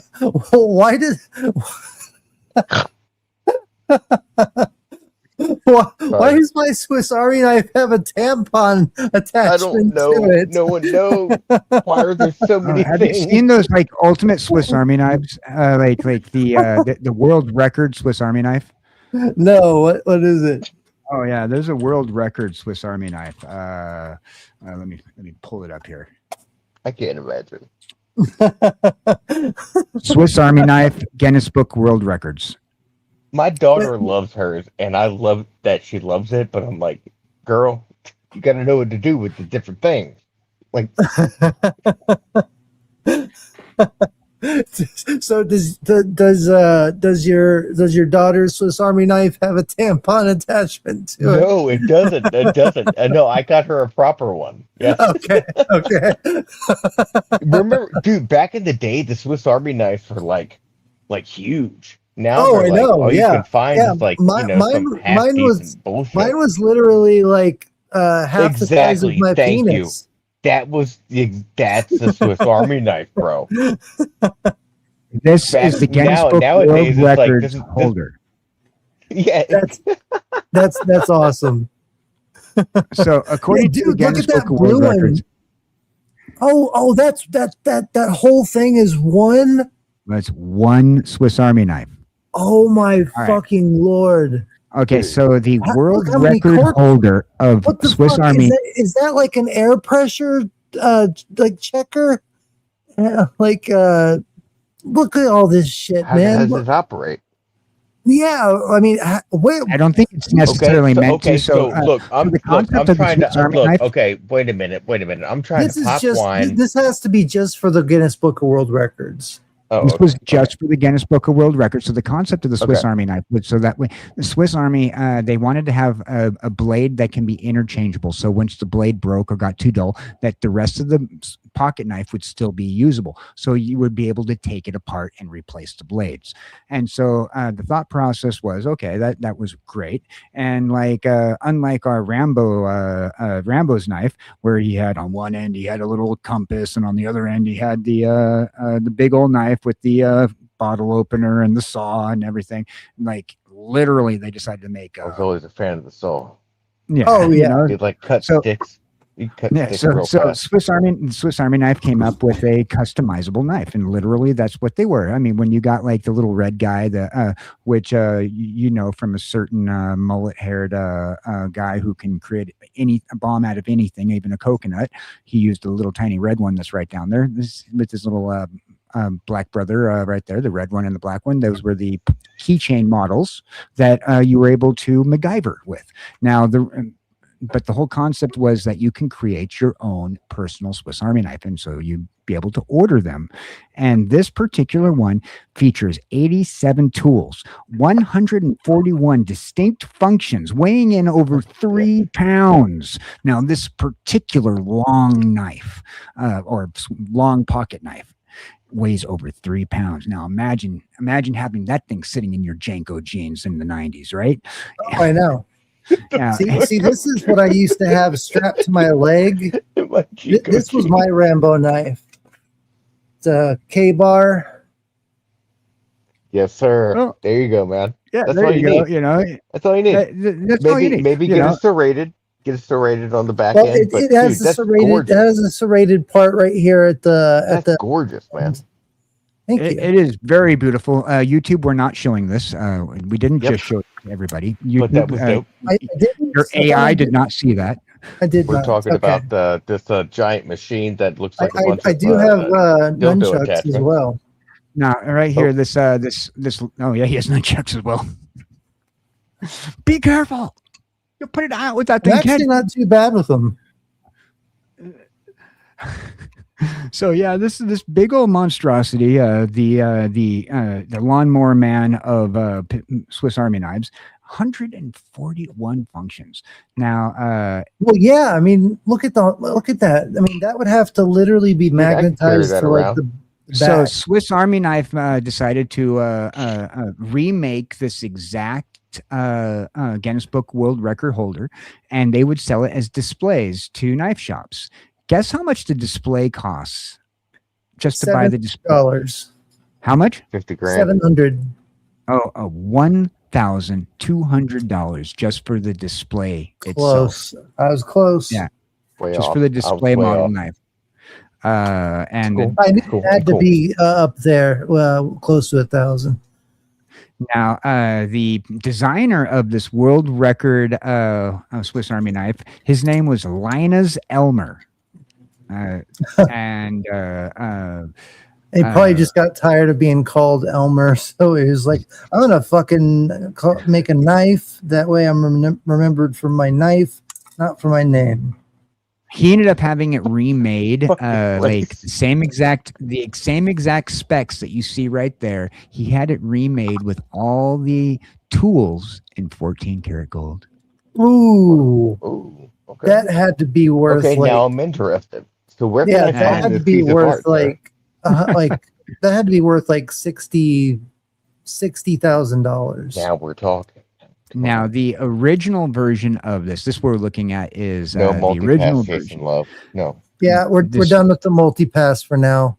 The original version of that Swiss Army knife, with certificate, as a museum piece, last went to auction for over 42 grand because it had the certificate of authenticity as being the original Swiss Army knife made by I mean, Elmer. Look, I'm a collector myself, so I get that. Or designer. Yeah. And would I like to have this anywhere in my life? Yes. Yeah. Can I house exactly. it? No. It looks like a workout bench. It looks like yeah, exactly. Well, and what are all those things on there? I mean, literally, it looks like there's a hammer at one point.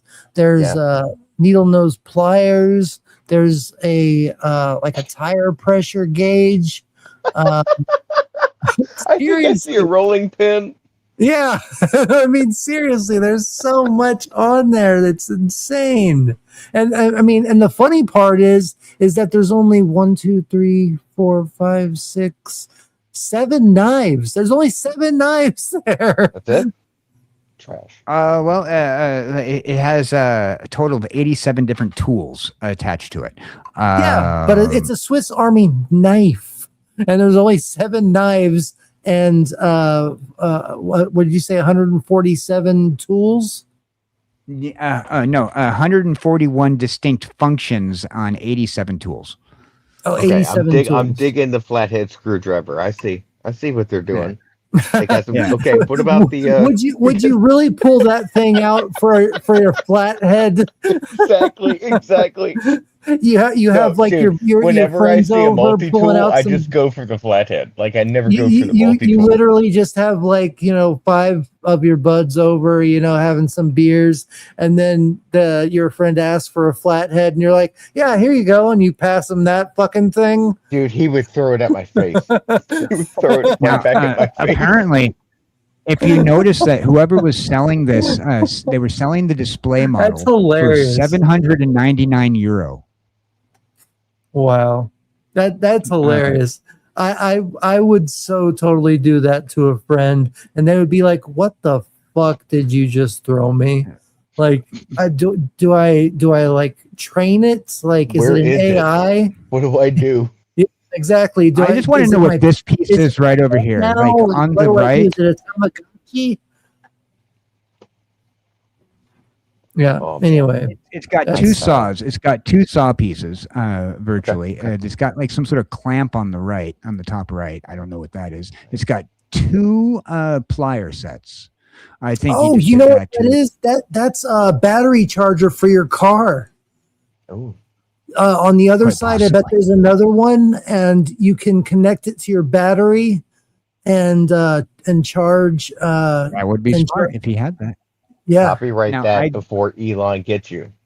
Okay. Yeah, right.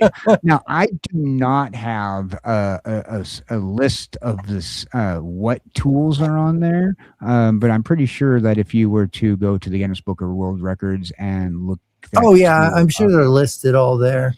But I mean, I can tell that there's a few. I mean, obviously, you can see the corkscrew, you can see the tire pressure gauge, you can see the pliers.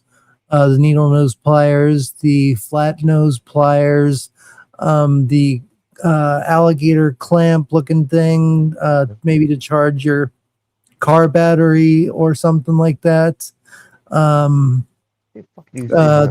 openers, obviously. It looks like there's a set of Allen wrenches down at the nail bottom. Clippers. Yeah. Where the fuck do you see the battery adapters? At the very top, next to the flat nose, that alligator clamp.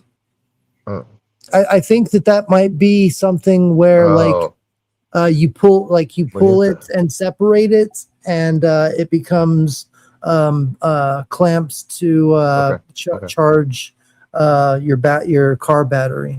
I'm just guessing. I don't know what else it could be. I do see those nail clippers though. That's pretty odd. Yeah. Helpful. I don't want to talk about it. Moving on. No, I don't want to know who's. Yeah, I really don't want to know who's going to be using this. Okay, so you have the nail clippers. It seems like we're getting you turned on with the nail clippers here.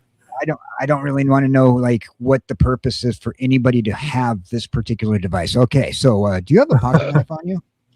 Yeah, actually, I do. Let me pull these out of my 1998 Janko jeans because those are the only things that have pockets. Yeah, exactly. The Janko jeans, dude. Yeah, exactly. Man, I used to love those jeans, man. Oh, dude, me too. Dude, they were made out of metal, by the way. Like, were they really? Yeah, no, they were just like made like so thick. You're fucking lying. Like you could fall down a mountain, and they're like, "Sir, you were saved by your Janko jeans." Like they were the most durable denim on the market. I'll tell you what. Were. Jordache had nothing. Jordache. My mom will never forgive me for making me buy her a pair. Like when she bought me a pair, Okay. I thought $75. Yeah. Was pissed. Yeah, I remember all the kids at school had those jeans. I ended up getting a pair. Man, you could jump off of a building and those things would catch you in like a parachute type of situation. And they were just so thick, like well made.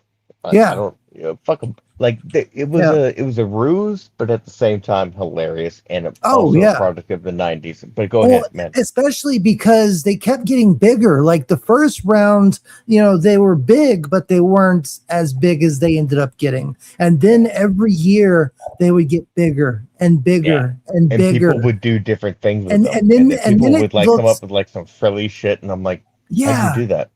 And I'm not telling you. And then it ended up looking like the middle wasn't even there, and it looked like a dress.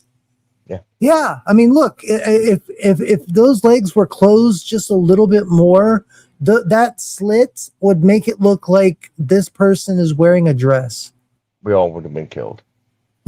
These were the thank God for the 90s. Think about it. I remember. First of all, we liked our baggies and we liked our saggies, and we wanted to do bell bottoms without looking like it was 1974 again. We wanted to be like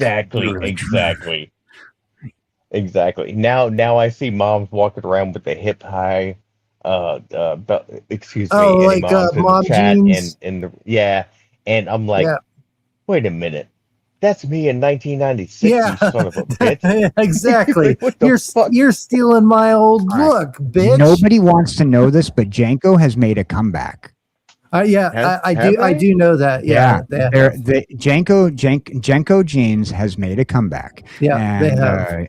They're not you better make me big. some Wranglers, man, because I'm too old for that. But go ahead. Yeah. But I mean, if you carry, you got to have some kind of jeans that isn't tight, to that degree. At least if you carry in the waist. Yeah. So they made a comeback. You can order them online. Move on. Move on. So you can order them online. There's they are $500 a pair. No shit. Oh, no. Hold on a second. No, you have to. This is absolutely horrible, but it's absolutely true. You can order them online right now on the Janko website, which they've recently done, and you can get them for $500 a pair. I hate to admit it, but back when my grandparents were alive, they spoiled me a lot, and they took they would get me jeans from this place called what was it called? It was not Structure. It was a place in the mall. Like I used to go to this place where you can.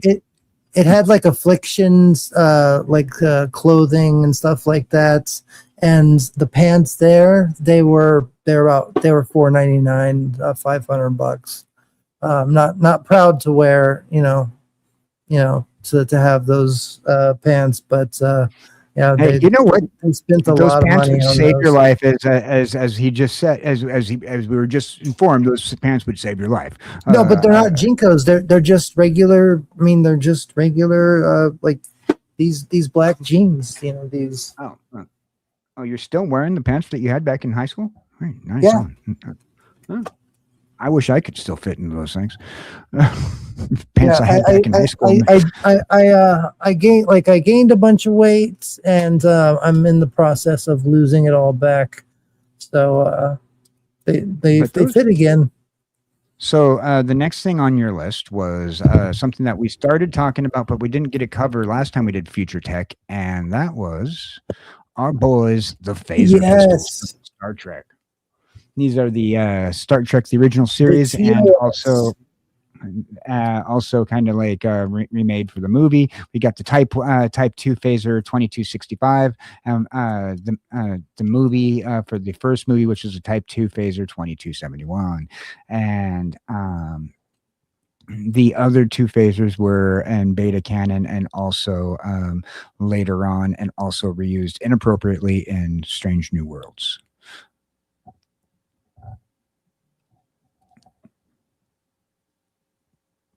My favorite though is the Type 2 2265. I had the Type 2 2265. I had a replica of that. The classic design. And then I had the TNG classic style. Oh yeah. There's Adam Savage. Once again, I keep on going back to Adam Savage. He actually has replicas of each one. Have you seen a lot of the stuff that he has in his warehouse? Oh, yeah. I mean, I watch his stuff all the time. He has like the coolest channel. Yeah. I mean, he's what I kind of aspire. Like a cross between him and Chris Gore is kind of what I aspire to do. Dude, like I'm a hardware technician, whereas he's more like mechanical and everything. Period. I'm like blown away. I'm like, dude, okay, I could figure out like half of that. Not like, how'd you do that? He's amazing. Anyway, go ahead. As a hardware technician, do you think that like like a phaser would be possible? I mean, we do have tasers, but those are typically attached to. No. Is it available to us? No. Is it possible? Absolutely, dude. I can solder and put together anything. Yeah. But could you give me the schematics? Yeah, I'll build it. But will it happen? Absolutely not.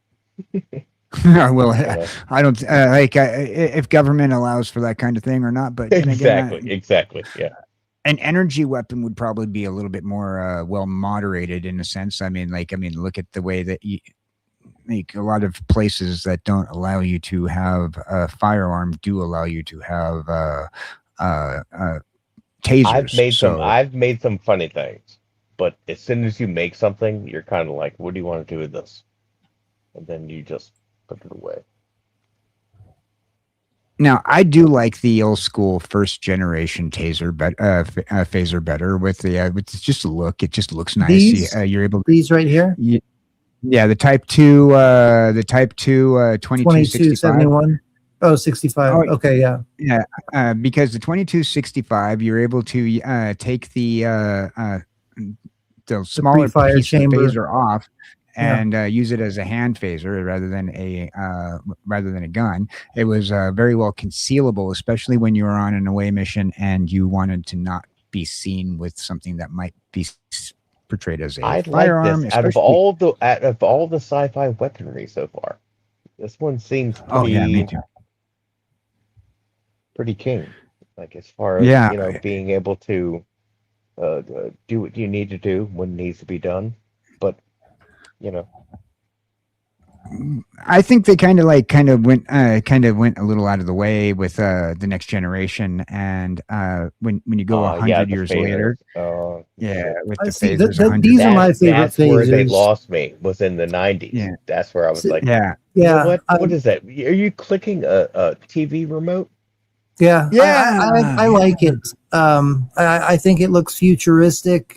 And it's something that is easy to hold on your waist. It kind of wraps around your waist instead of having like a holster and stuff that I see that jiggles around. It just looks more futuristic to me. But I like them both. I mean, Star Trek. I had a prototype cosplay version that was made by a cosplayer for me, and when I used to go as Lieutenant Data when I cosplayed, and I'm a nerd.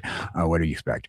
Hey, dude, you want me to get out my Captain Picard Starfleet uniform, the felt with the open shirts with the ensign blue in the middle? I mean, why not? I can get out that. We can go and no, I was about to say we can hang out one day dressed up like that. We'll take pictures when we do the meetup. And people actually see what I look like. If you haven't already Googled me and already know. Yeah, well, I've already seen you. So. Oh, you've seen me be on camera. Yeah, but so when it comes down to the next generation model, I do prefer the Type 2 2371. The other ones just they do look like a TV remote. Like come on. Yeah, they do. I agree with that. But then you go with the classics, and if you're going to have that at least a Type 2 2265, then you can actually have the little handheld TV remote there. Even the 2265 from the 2285 even has that, which I liked as well, because you can have that little piece that comes off and put it in your pocket. And oh yeah, I don't have anything, and then sucker, you know. Then they did the rifles that I liked. Yeah, on First Contact. Yeah, First Contact. Well, it just they even did it in the TNG series as well. I had the rifles, but I can't find the image now. Oh, here it is. So we had. Yeah, they had it on DS9. They had it on Star Trek. Thank you, Jamie. They even I was reading that from Jamie. Yeah, DS9. They had it on. They had them on all the series as well. But my favorite was like the one that doesn't look like anything that they put out there. And here we go. A wonderful picture of Kirk holding the phaser rifle. Boom! Look at that. Oh, I forgot all about that. Solid. Come on. I forgot about that one. That what are you right doing there, with that, sir? Sir, you know that can I right have there. That? Is a prop that I just want that prop. I mean, look at that. Look at all that copper and. Well made. Yeah. That is they used to make some pretty good props. It didn't look like a plastic. They went hard back in the day, man. Yeah, that's a pretty good prop. And then you look at the plastic little guns that they have right there in comparison. Oh, man. That is one incredible prop. They, and then, you can get like replicas of different versions of it that they sell at like the hobby shops and whatnot. But out of you guys talking right now, I don't mean to break you up. At the hobby shops, let's maintain that because I'd like to hear more about that. But out of you guys, are you more a Trekkie or Star Wars fan? 1, 2, 3. Star Wars. I used to say Star Wars. No. I don't know anymore because I love TNG so much. I love Picard's relationship with Q, and I hate what they've done with the new trilogy in Star Wars.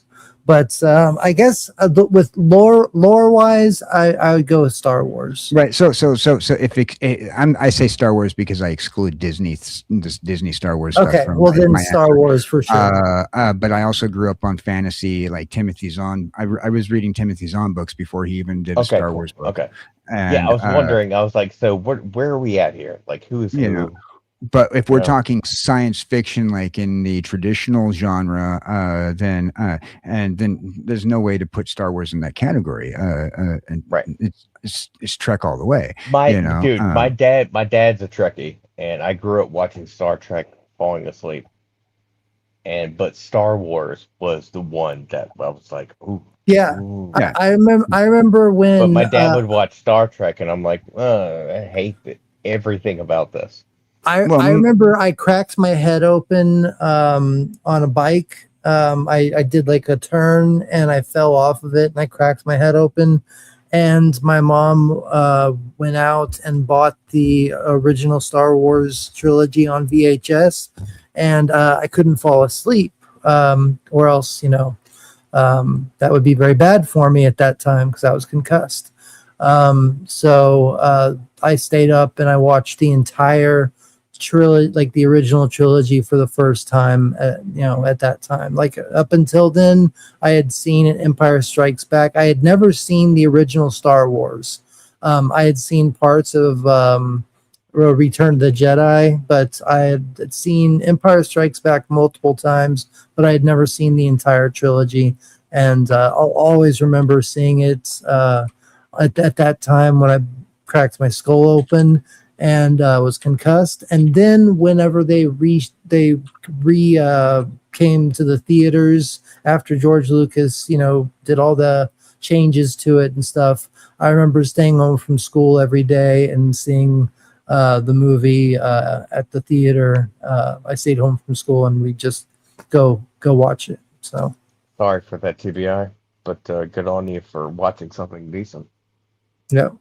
Yeah, right. No, so I've been in the same place. I've been in the same place, brother. And I mean, and that goes to say, one of my favorite weapons is always going to be the lightsaber. It's as we said in the chat in the X group conversation earlier. Blasters are so uncivilized, and lightsabers. That's where they come in. I wish so bad that it was possible to have a real working lightsaber in the way that they show in the movies. I mean, it would be so awesome to have impossible. Imagine lead flying at you at a certain speed. And imagine what? A device. Imagine lead traveling at you at a certain speed. Lead, copper, metal. But the device that you're handling is electromagnetic. Wherefore, it can detect and also back off any sort of, positive, negative. Back off. I mean, it's not impossible. You think so? No, it's definitely not impossible. Well, if it can detect its own type of signatures, say for example, if it's electromagnetic, it's going to go away. It's going to fly away. Would it be able to would it have weight to it? Would the blade have weight to it? Because the blade would have to have weight to it. It doesn't have to be a blade. It'd be the hilt. It'd be the hilt. A force field. But that's what I'm saying. Like, for it to function as a weapon, it would have to have some kind of weight to it. Well, not necessarily. Right. Well, it would to a certain degree. The hilt itself. Sort of offensive. I was speaking more in the defensive, but offensive, I don't know what it could do. But defensively, it could just counter any sort of metals that it repels. Okay, yeah, no, I see where you're going with that. Yeah, that makes that makes perfect sense. That's why I agree with you. I agree with you about the electromagnetic. But I'm talking about having lightsaber duels, having Dude, I would love to cut metal in half just instantly. Yeah, exactly. Or as a plasma torch, the way it is, I don't think it's possible. Say that again. Sorry.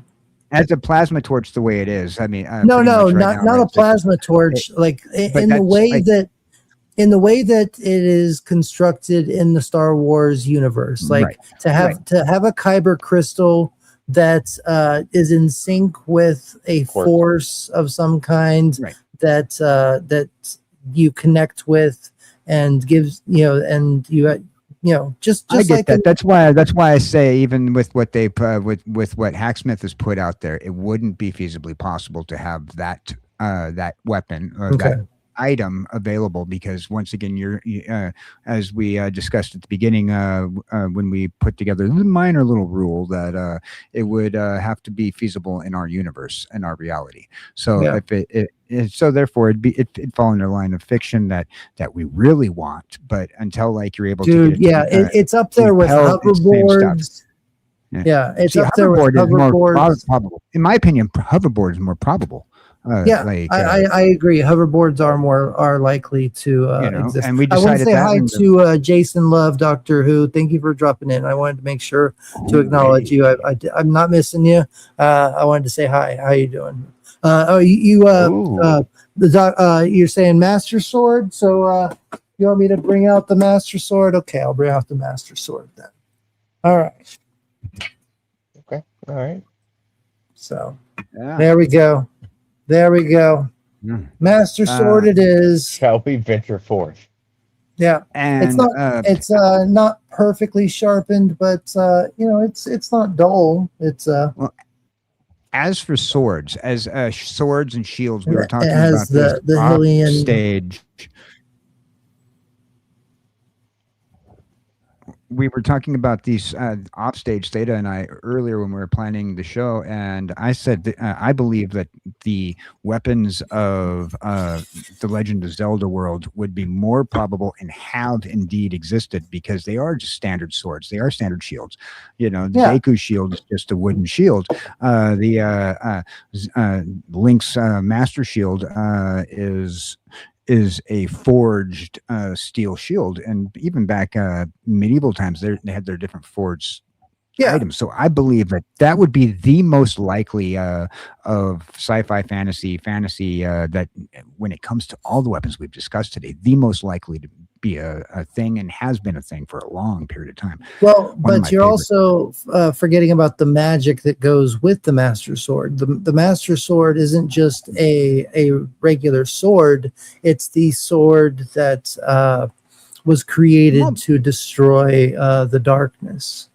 Right, but I'm just saying beyond the magic. Yeah, aspect, okay, it is a beyond, legitimate item that could be found, and I mean, heck, if we're talking about magical swords, King Arthur's sword from stone had magical elements, if we believed the storylines. But so I mean, it's very like I said, Link's weapons and the Legend of Zelda worlds are very much real world weapons, because they can be utilized in a real world scenario. And I approve of those weapons in particular as part of this conversation. And it's 2 thumbs up for me. Yeah, I agree. Usually I find some way to kind of like find a way to debate you on that, but I can't debate you on Link's sword and Link's shield.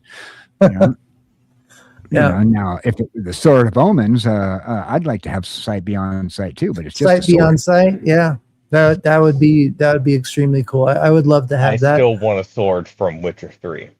Sorry. See, I'll show y'all my favorite sword. This is the one that I had custom made.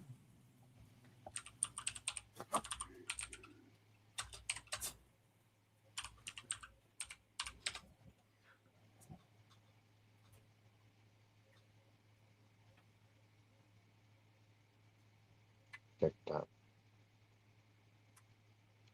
that be okay? All right. So this is the one that I had custom made with spring steel, and like the scabbard is like speckled, like with my colors of the Theta Ranger. So this is technically like his weapon that transforms when he morphs, and it's actually I don't know if I should say that it's usable, but it's very right on, very nice. This is where the Hattori Hanzo as long as you say it's usable in an educational setting, YouTube doesn't get mad. Yeah, okay. Yeah, I mean, just educational wise, I mean, this is custom made spring steel. It's utilized in the way, like you can even see like the rainbow effects off of it. It's like the spring steel in here. It's a bunch of different ores that have the right amount of like a 37 resilience, like bendability without breaking, while also being strong enough to cut through tatami mats and anything like that. But this is my zombie hunting. I would absolutely. I had the Connor McLeod katanas. Yeah. Dude, that's what inspired. Yeah.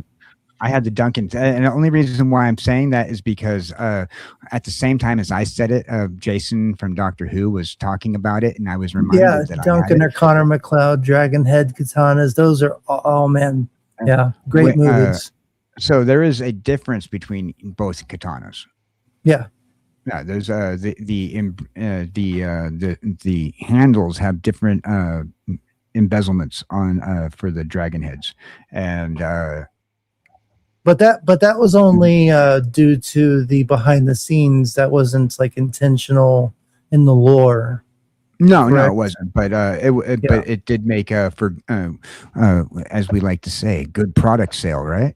Oh yeah, exactly. If you do you like just like with the Proton Pack, do you want the the Ghost Trap? Do you want the Ghost Trap from Ghostbusters 1, or do you want the Ghost Trap from Ghostbusters 2?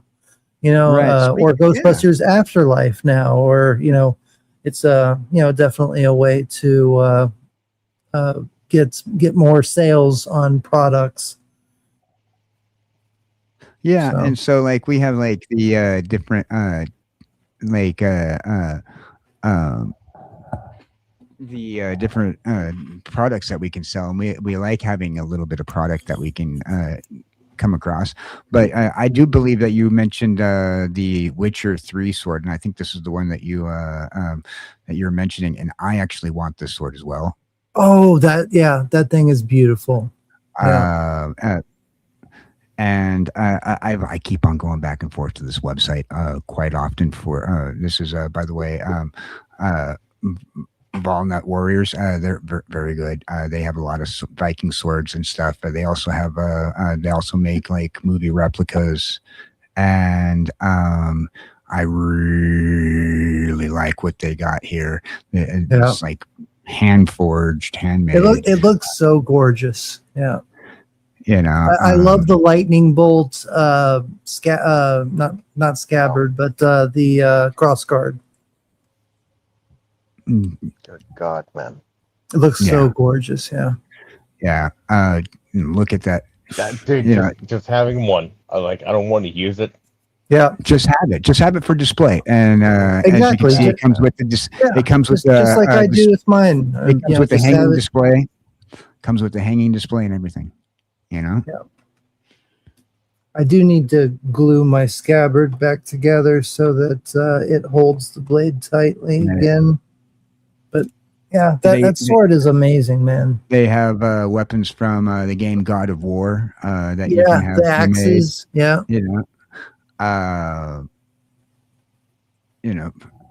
Mjolnir. Yeah. The from God of War. Cool. Yeah.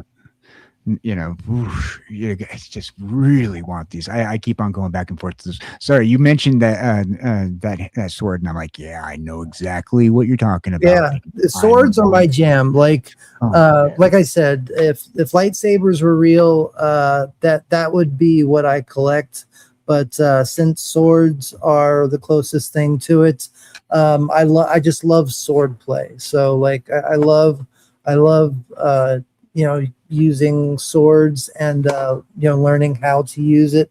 Like I don't know if y'all know this, but like when you're using a katana, you're actually not supposed to be cutting with your dominant hand.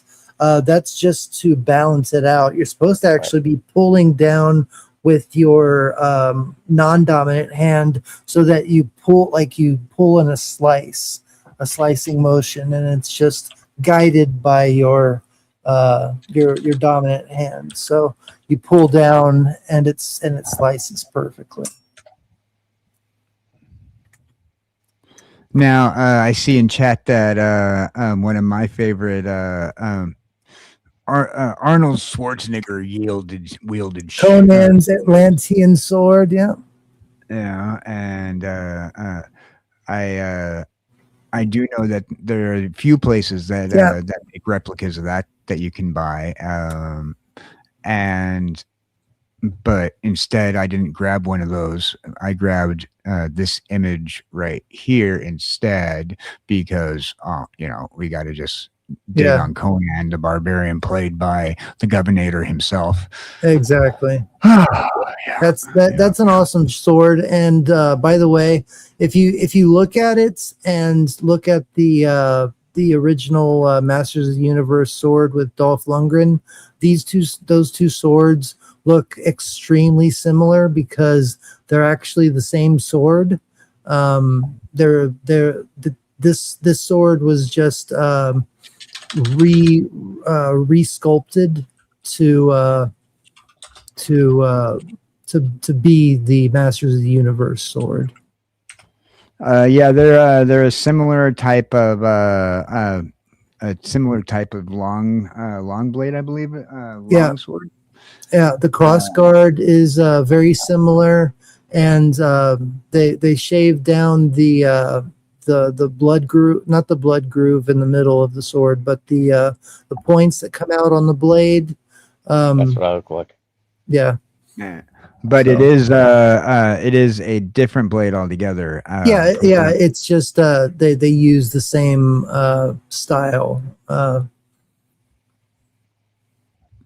They use the same style.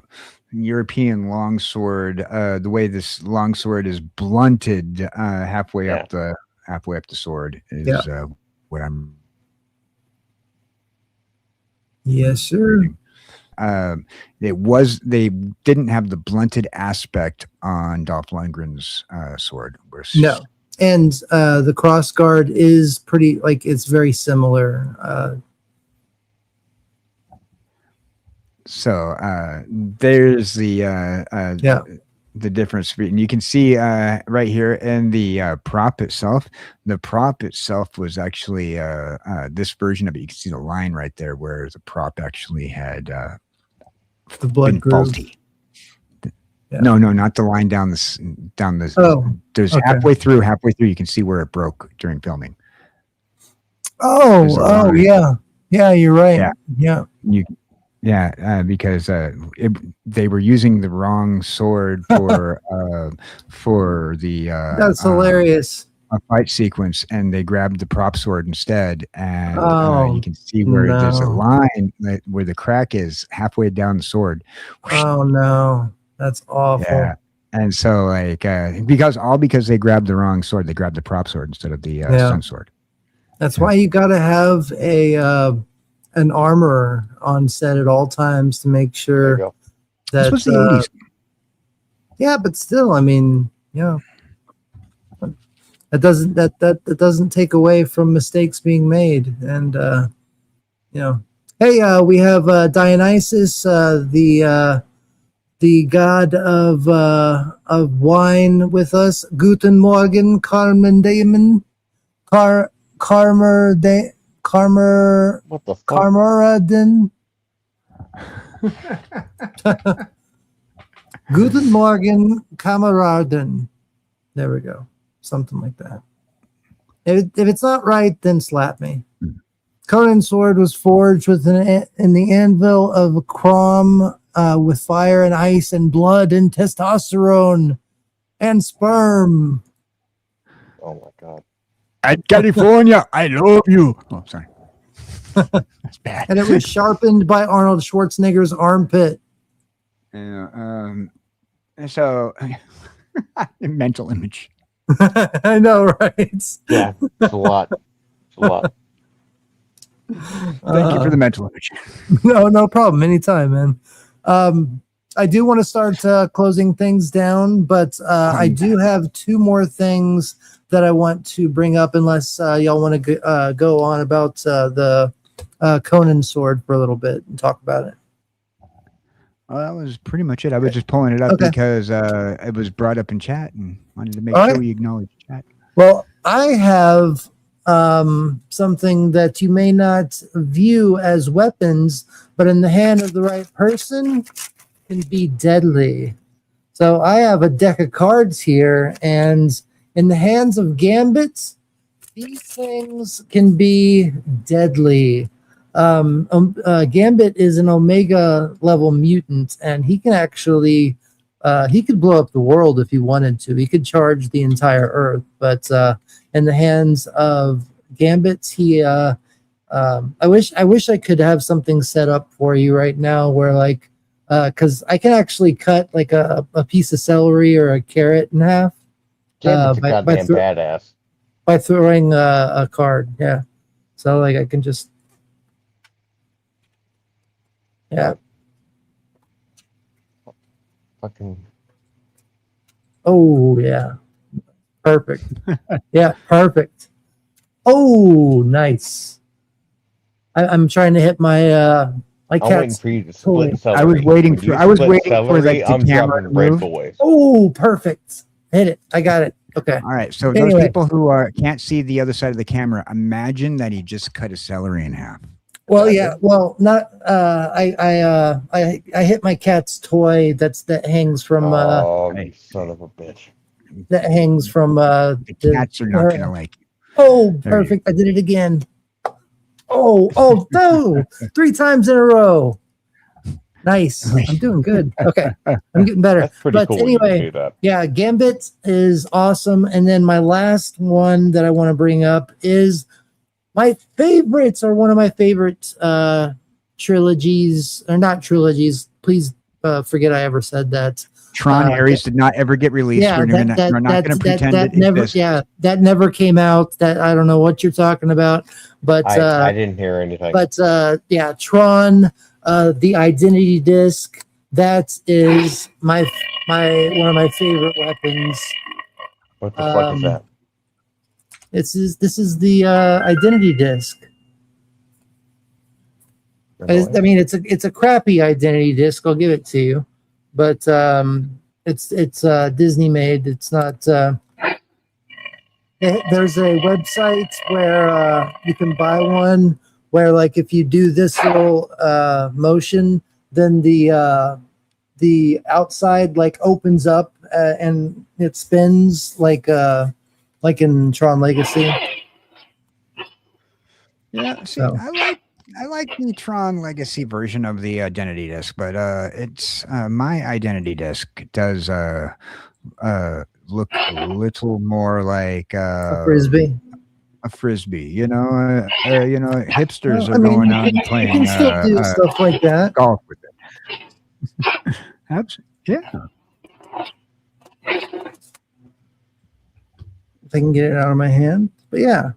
So anyway, that is my final weapon of the night, and yeah, this has been fun, man. I hate it.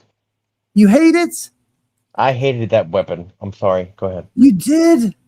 I kind of, I don't mean to be so malicious. I did. Well, explain why at least. No. Because it wasn't intended to be a weapon. I mean, it was used as a weapon. It was intended to be the storage device of your identity and also a protection tool. In a sense. Well, in the first movie, the identity disc was a weapon. Much why it was used as a weapon. It was used as a weapon. Exactly, which is the exact argument you're saying about this. But the intentions of, like I said, anything can be a weapon if you intend it to be. That's like I said earlier in the show. Yeah, but they had games that intended for these identity discs that you're sharing to be weapons. I mean, that's when Flynn first gets on the grid. Tron is having a game where he is taking. I mean, he's literally hitting people, de-resing them. Yeah, but I mean, if what was if I unalive you with the CD-ROM, it's just using an information disk to unalive somebody. But my point is that the first thing that you see this identity disc doing in the movie is being used as a weapon. Yeah. So you take it off the screen. I just took it off the screen because all right. I wanted to. You were showing your identity disc again. You said this identity disc always. Well, I was trying. I was mixing them up, but I like this one. I happen to really like this guy's work. I'm always going to TronDisc.com. Yeah, no, I just figure it's a multiversal tool. It's kind of like it goes back to the Swiss Army knife. It's very practical. It does everything, and well, this is my favorite. Okay, so check this out. Okay, so you see it. Yeah, okay, you have it right there. So this is the one that I want. And you can control like the colors. So obviously mine would be green, but so check this out.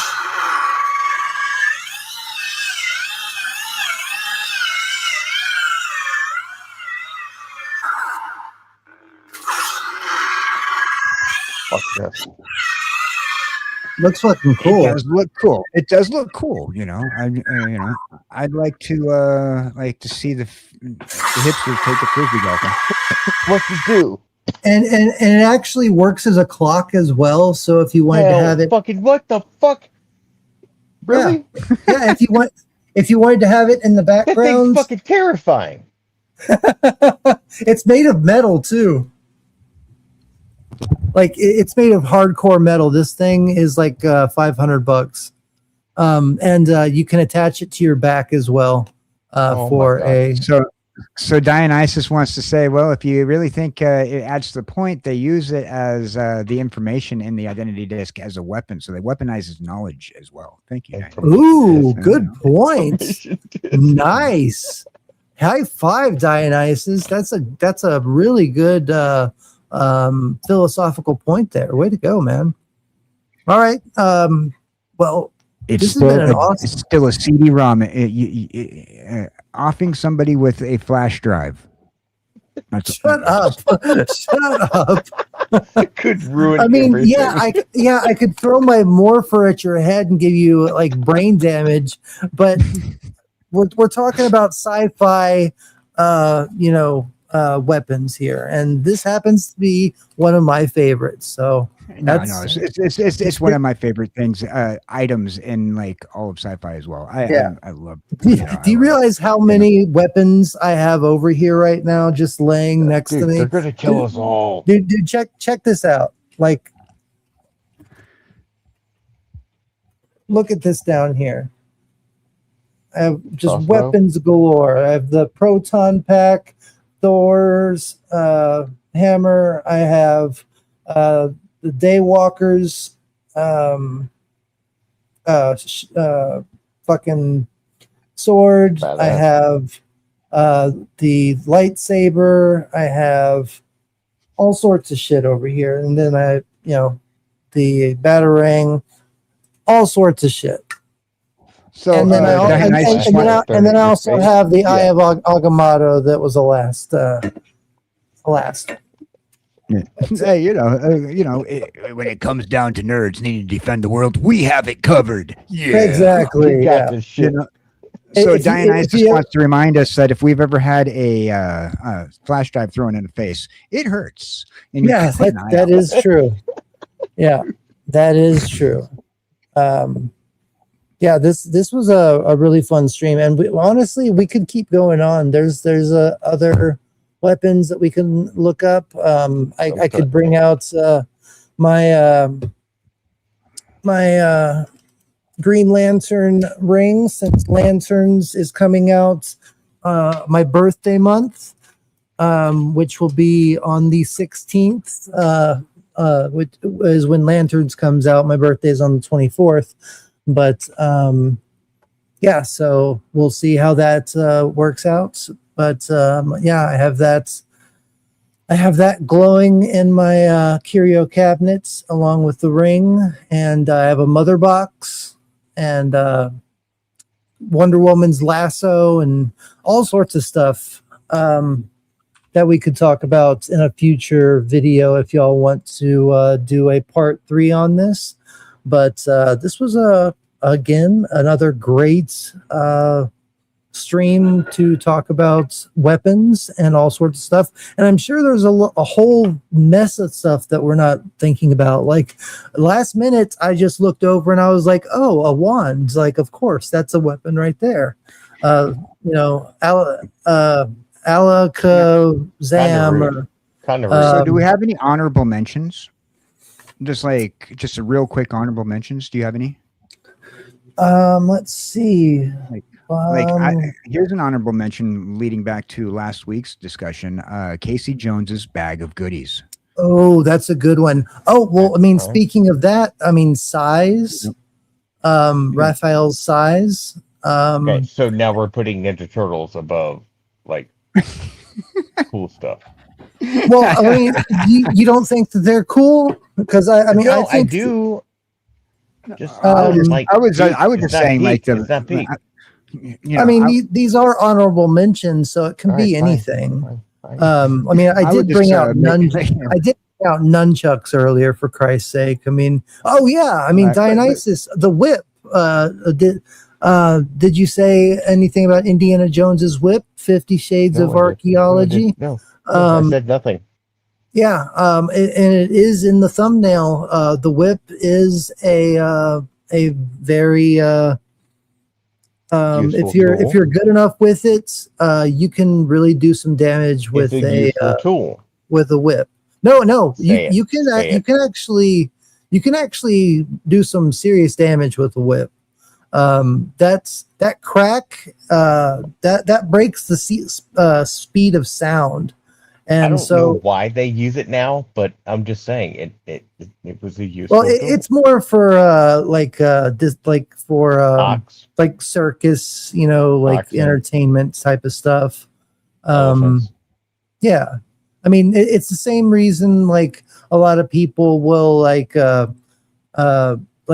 that guy that has the bow and arrow, and like he'll throw a dime in the air and he'll shoot the dime in the air, or he'll shoot the he'll throw an aspirin up in the air and he'll shoot the aspirin with the bow and arrow, stuff like that. It's more of like a Guinness World. It's more of like that Swiss Army knife type of thing. It's more of just like I can do this type of thing. How many bottle openers on this was? There was 3 bottle openers. Yeah, there was a few. Okay, we're good. There was 3 different types of bottle openers. Okay. Nice. Yeah, and Kroll's weapon and Xena's chakram. Yep, and that goes along with Blade's glaive that you see in the first Blade movie. That opens up. We were talking about that earlier when we were talking about the Batarangs. That broke my heart. I'm sorry, yeah, but the blade is definitely the superior device for sure. I have one last honorable mention, and maybe one day we'll do a comic book weapons episode. Oh, okay. But Green Goblin's pumpkin bombs. Oh, interesting. Okay. Yeah, we did bring up web shooters, so I think it's only fair we get into the shockers, shocking gloves, and the pumpkin bombs from the Hobgoblin and Green Goblin. The glider itself can be a weapon. The glider itself is pretty much it is, considering he made it for military use, and it has weapons attached to it, from grenade launchers to spikes. And, they pop up for him to catch and throw. I thought Hobgoblin was supposed to throw explosive pumpkins. Yeah, Hobgoblin. They both do.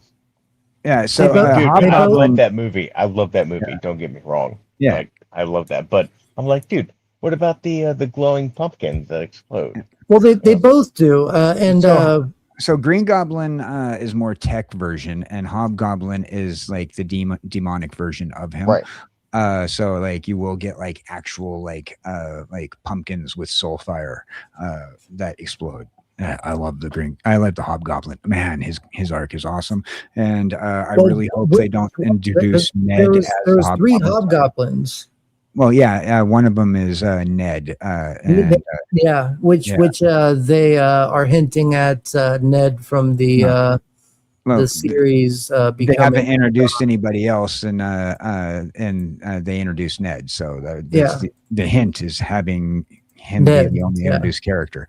But there's a lot in the comic book lines. So next time definitely I'd be looking forward if we want to talk like comic books and cartoon weapons. Who is that you have as your avatar, Roadkill? It looks like the train man from the Matrix.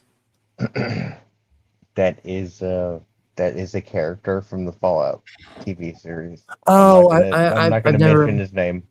Okay, let's just say he's the snake oil salesman. Don't do it. Perfect. Don't do it. Perfect. Snake oil is perfect. That's all I was going to say. Yeah. All right. Yeah. Well, Roadkill, do you want to promote anything or? have anything that you want to say before we start closing things out? I'm going to get your channel ready and show it off to everybody on Rumble. This is Roadkill 101's channel on Rumble. Please go follow him. Give him a follow. Give him a repost and a comment on his last videos. He's awesome. He's one of my best friends. He's a great guy. The floor is yours. Thank you.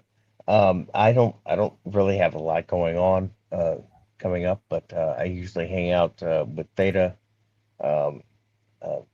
a few other people, Dignified Cartoon Gentleman, Toasty, and Noise Pollution. You can catch me all week just hanging out within these live streams, just supporting, helping out the community. That's what I do. I like what you guys do. I like what Theta does, and so that's why I'm here. I dig it, and thank you for allowing me to be here. Actually, so thank you. Dude, the pleasure is all mine. It's always an honor to have you here. And if you don't mind, one of these days, I need to finish Turtles or Shredder's Revenge on Gnarly mode. If we can get a group of 4, I know that KJ Cowboy Dan has it, and I have it. If we can get like a group of 4 or 5 people to just crush it real quick and get all the beat the game and stuff like that. That'd be awesome. Yeah, no, you guys are awesome. Thank you very much. Oh yeah, I look forward to that. That'd be fun. Yeah, thank you so much, man. It's like I said, it's an honor, and anytime that I like to come in here and into places and act like like a buffoon. It's on purpose. But also at the same time, you're hilarious. I want to laugh. Yeah. Yeah, you don't act like a buffoon. I think that we all act like a buffoon. I hear you and I hear your co-host, and I'm like, okay, so we got solid people. So hell yeah, we need a little bit of idiocracy in here. Hey, dude. Well, I feel like I bring enough idiocracy on my own. No. You guys bring the real shit, whereas I'm like, nah. Let me. Can I sprinkle in a little bit of dum dum? You can sprinkle in all the dum you want, and I'll be there to sugarcoat it and make sure that it tastes just right. You sprinkle in fun dum. Exactly. Yeah. I told my tech teachers, I was like, dude, do you think I could be the Jar Jar Binks of electronic technicians? What a way to compare yourself, man. I like I said, man, you're always welcome on this show if you're not doing anything, and we're having a panel of some kind, and you're bored just looking to do something, and I haven't for some reason haven't asked you, which I always make sure to try to ask you to. I don't have a home on Saturdays, so thank you. Oh, well then Saturdays right, I always stream. Yeah, if you want, you're always welcome to be here, and I'd love to have you, man. You're a pleasure to hang out with. You're hilarious, and it's always fun, and you make me feel like I can just be myself. So thank you for being you. So. All right, and KJ Cowboy Dan, what's going on with you? I'm putting your link in the chat. You can always find. Thank you. You can always find us at Nerd Archaeology. Watch it on your computer, your cell phone, just like the one right here, on your official Nerd Archaeology cellular device. Make sure you get it now at the Nerd Archaeology cellular store in the future. That's our future tech for you right there.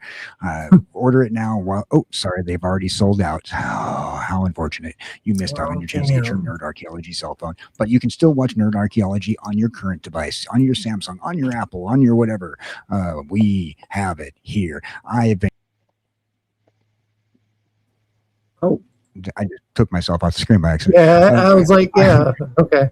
I've been JJ Cowboy Dan, goofing around with everybody. I've had a very wonderful time tonight, and I've enjoyed watching everybody out there on the YouTube side, the Kick side, the Rumble side, the Twitter side. Thank you for being there. I really appreciate it. If those people do get a chance, we are trying to save up some cash to make sure that King Style can get back up and streaming. We need to be able to send out his mic soon. So yeah, I do have it all boxed up and ready to go. I just need the $20 to ship it out to him so that he can get his channel up and running. Unfortunately, trying to get this new job up and getting my paycheck sorted out and everything. And so what we're asking is for viewers like you to help keep everybody going. Don't forget to give everybody a like and a follow. I really appreciate and leave a comment after the stream is over. Like, if you wouldn't mind, everybody, when the stream ends, just wait a minute and then leave a message, like leave a comment that's 8 words or more. It helps the algorithm more than you know, and it helps the channel grow so much more. Thank you. Sorry. Go ahead. Oh, no. So it's cool. It's cool. And also, I forgot. Tuesdays and Fridays, I've started a morning show looking for panelists and people to hang out with in the mornings. If you want to do it, it'll be at 11 o'clock in the morning Eastern time. That's like 8 o'clock in the morning Pacific. So if you want to join me and hang out and just talk about stupid morning show stuff, like just a regular chat and chill, sometimes we pull up nerd conversation. Got a couple of Comic Cons and a couple of toy conventions I want to talk about, and see if anybody else wants to talk about them too. That's pretty much it. Awesome. Sounds good to me, man. Thank you all for being here tonight. As far as I go, you know how to find me. You're here right now. So if you're not subscribed, click the subscribe button right now. Share this out. Send this to as many people as you know that want to see sci-fi weapons and have fun just chilling out and joking around, showing off some of my collection and showing off some of what we would like to do on this channel. We explore hidden lore and ambiguous endings, ambiguous plot threads, and theorize on how franchises might be connected, even if they weren't intended to by the director or screenwriter. We like to just have fun and talk about nerd stuff, anything from science fiction, superhero, books, TV shows, anime, nerd stuff, all that bullshit. If you like that, then come back and see how you like it then, and we'll try and keep you entertained as much as possible. I love you all. Y'all are amazing. Thank you for all the support. Make sure to preserve the lore, because buried deep beneath the surface, we need to preserve the lore because it's out there and we need to find it. Thank you for being here. And bye.